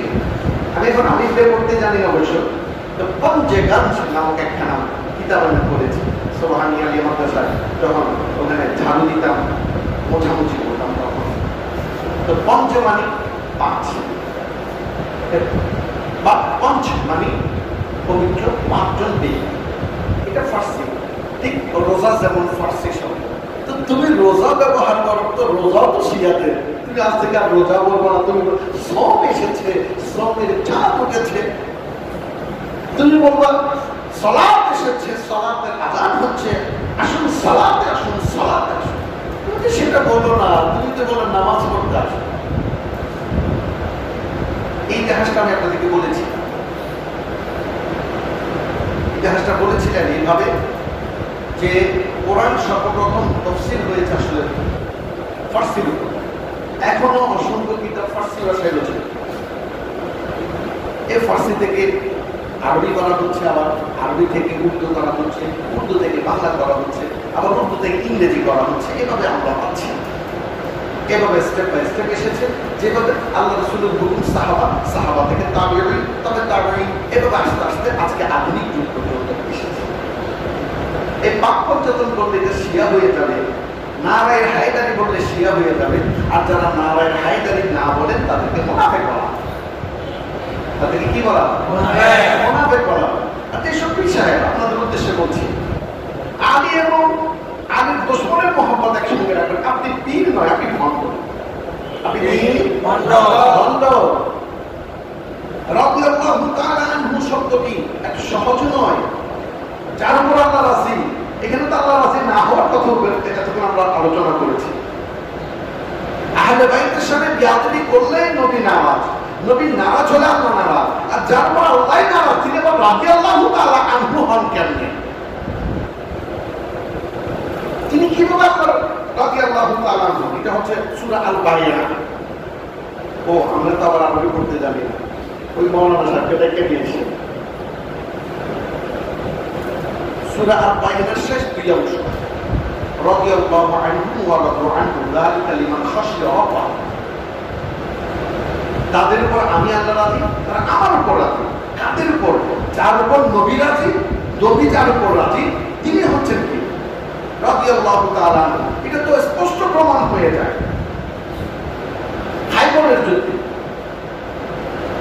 অনেক যুদ্ধ করেছেন, আপনার বিরক্ত হচ্ছেন, এটা বলে আমি আপনাদের কাছে বিদায় করি। ইনশাল্লাহ কালকেও মাহফিল হবে, আপনাদের সবাই প্রতি দাওয়াত করব, সবাই আসবেন ইনশাল্লাহ। কালকে মুহররমের মাহফিল হবে, কালকে নতুন বক্তারা বক্তব্য রাখবেন, আপনারা অবশ্যই শুনবেন। সেখানে আমি আজকে সেগুলো এড়াই যাচ্ছি, কারণ হুসাইন আলাইহিস সালামের আবির্ভাব সম্পর্কে আমি আপনাদেরকে কিছু বলিনি। আমি শুধু তাদের সম্মান, তাদের ইজ্জত সম্পর্কে আলোচনা করেছি। এবং কালকে ইনশাআল্লাহ তাআলা প্রেক্ষাপটগুলো আলোচনা হবে। ইমাম হাসানকে কে বিষ প্রয়োগ করেছে, কে, তার হাত ছিল, মুনাফিকের হাত, বাগীর হাত ছিল সেখানে, সেটা আলোচনা হবে ইনশাআল্লাহ, আপনারা শুনবেন। তো যাক, আমি আমার বক্তব্য এখানে শেষ করছি। সেটা হচ্ছে যে নবী মুস্তাফা সাল্লাল্লাহু আলাইহি ওয়াসাল্লামের হুকুমে সবাই খায়বর যুদ্ধে গেলেন। কে রাদিয়াল্লাহু আনহু ওয়া রাদু আনহু, সেটা হাদিস দ্বারা স্পষ্ট, সহিহ হাদিস না, মশরুআ হাদিস না। এখন খায়বরের দরওয়াজাকে ভাঙতে পারলেন না। খায়বর একটা দুর্গ বুঝেন, পোর, ইংরেজিতে যেটাকে পোর বলা হয়। আপনারা পোর্ট দেখার জন্য বেশি দূরে যাইতে হবে না, আমাদের বাংলাদেশে একখানা রয়েছে, যেটা হচ্ছে পুরানো ঢাকায় লালবাগের কিল্লা, নাম শুনেছেন? লালবাগের কিল্লা, ওই লালবাগের কিল্লা মানে চারিদিকে কি থাকবে, বড় বড় স্তম্ভ থাকবে, তাদের রাজ্যটা ওখানেই থাকবে। তো এটা একটা দরওয়াজা থাকে, ওই দরওয়াজাকে ভাঙতে পারলেন। এমন সময় আমার নবী মুস্তাফা সাল্লাল্লাহু আলাইহি ওয়াসাল্লাম ইরশাদ করলেন, শোনো, আমি কালকে এমন একজন ব্যক্তির হাতে, আমি আগামীকাল এমন এক ব্যক্তির হাতে বিজয়ের ঝান্ডা বা যুদ্ধের ঝান্ডা, নিয়ামতের ঝান্ডা দান করব, হস্তান্তর করব, তাকে সোপার্দ করব, যা যিনি হচ্ছেন রাদিয়াল্লাহু আনহু ওয়া রাদু আনহু, যার উপর আল্লাহ রাজি, যিনি আল্লাহর উপর রাজি। অর্থাৎ যাকে আল্লাহ এবং আল্লাহ রাসূল বেশি ভালোবাসেন এবং যিনি আল্লাহ এবং আল্লাহ রাসূলকে বেশি ভালোবাসেন, তিনি হচ্ছেন রাদিয়াল্লাহু আনহু, তিনি হচ্ছেন সিদ্দিক আকবর। সকালে সবাই উঠে, সব সাহাবা, বড় বড় সাহাবা, অনেক বড় বড় সাহাবা। তখন বাগি আসে না, বাগি তখন মুসলমান হয় না। জেনে রাখবেন, এই কথা চিরন্তন সত্য, কোরআন দ্বারা সাহাবের। এখানে আর কারো কথা বিশ্বাস করিয়ে না, কোরআন মানবেন না হাদিস মানবেন আগে, তারপর আসছে হাদিস। কোরআন স্পষ্ট প্রতিমান করে দিয়েছে, যারা বিদায় হজের আগে মুসলমান হয়েছে আর যারা বিদায় হজের পরে মুসলমান হয়েছে তারা এক নয়।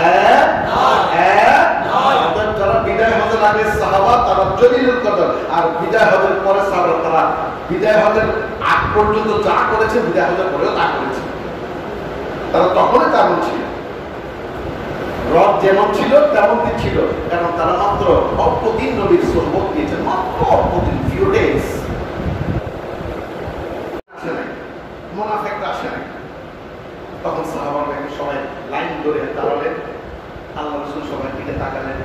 সাইয়েদনা ওমর বিন খাত্তাব এসেছেন, সাইয়েদনা আবু বকর এসেছেন, ওসমান বিন নুরাইন এসেছেন, তালহা এসেছেন, জুবাইর এসেছেন, আবু হুরায়রা এসেছেন, আবু যর গিফারি এসেছেন, অনেকে এসেছেন।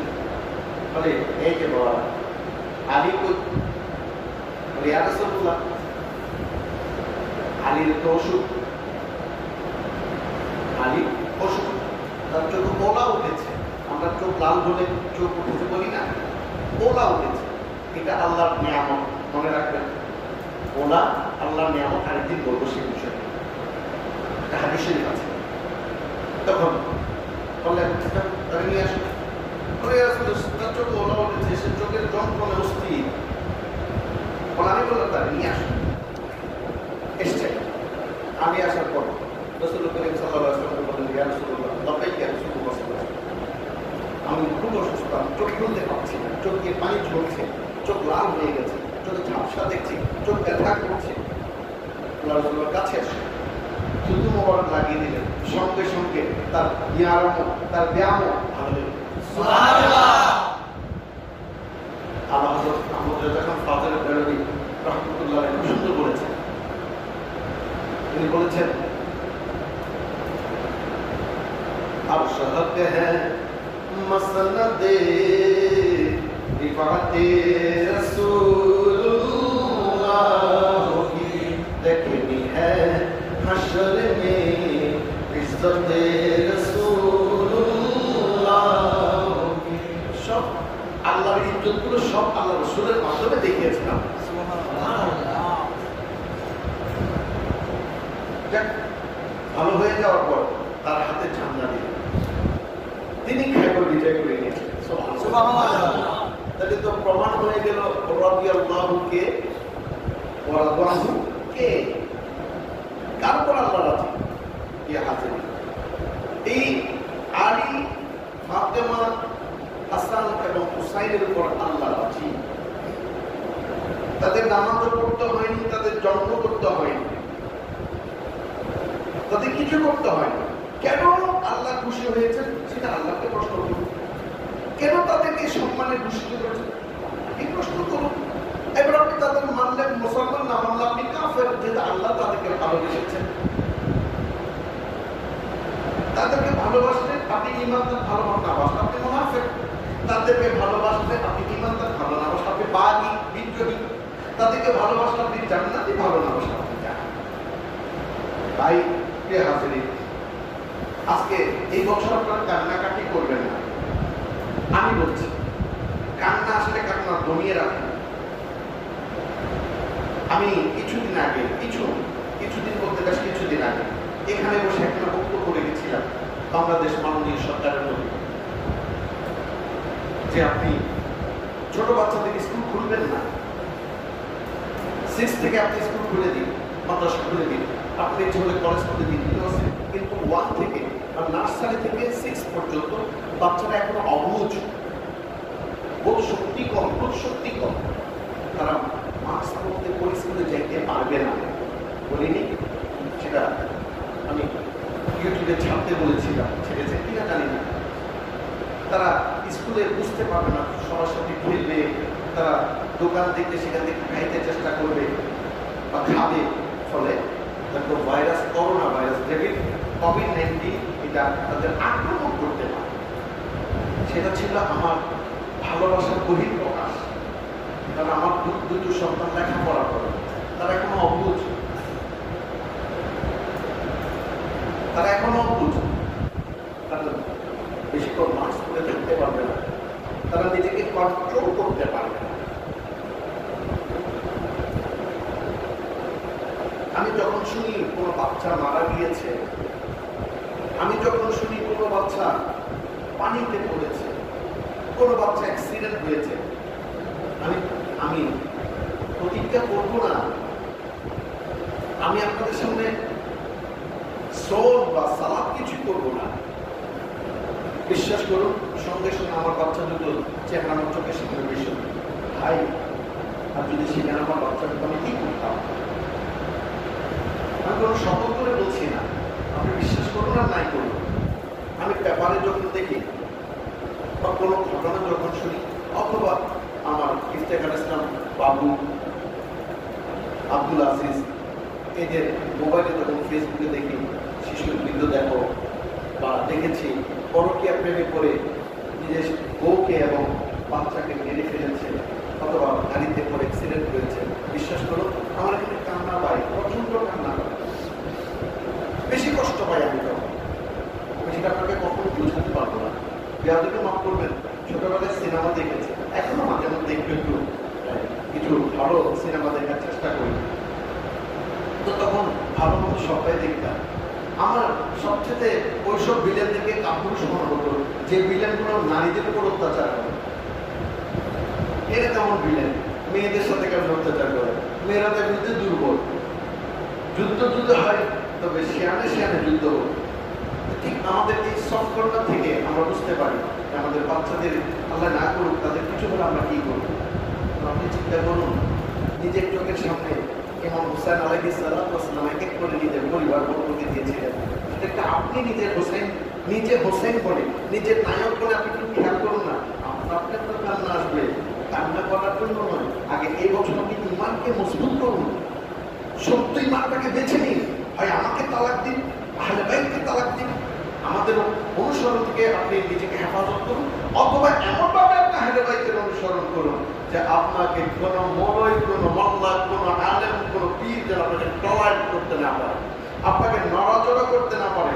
আপনি যেন কাদার কোনো খুঁটি না হন, এদিকে নড়লে এদিকে, এদিকে নামলে এদিকে। আপনি এমন মজবুত খুঁটি তৈরি করুন, আপনার ঈমান আকীদা হবে আহলে বাইতে রাসূল করিম সাল্লাল্লাহু আলাইহি ওয়াসাল্লাম। তখনই আপনার কান্না সেটা শোভা পাবে। এখন কান্না হবে সেটা লৌকিকতা, সেটা অভিনয়, দিস ইজ এ ড্রামা। আমরা ড্রামা করতে আসিনি, প্রকৃত অর্থে প্রকৃত অবস্থায় কান্না করতে এসেছি। আপনি নামাজে প্রত্যেকদিন কান্না করার চেষ্টা করুন। আপনি নামাজে না হোক, আপনি এমনি এমনি হলে একটু আফসোস করুন, হাই আফসোস, হাই আফসোস, মার্জিয়া করুন। আপনি আমার রাসূল কান্না করেছেন, সাহাবায়ে সেদিন কান্না করেছেন, মা আম্মা জানরা কান্না করেছেন ইমাম হুসাইনের শহীদের কথা শুনে আল্লাহ রাসূলের জবান থেকে। তখন আল্লাহ হুসাইন ছোট হুসাইনকে আল্লাহ রাসূল আদর করতেন, চুমু খাইতেন, তাকে বুকে জড়িয়ে ধরতেন, তার সুগন্ধি শুকতেন।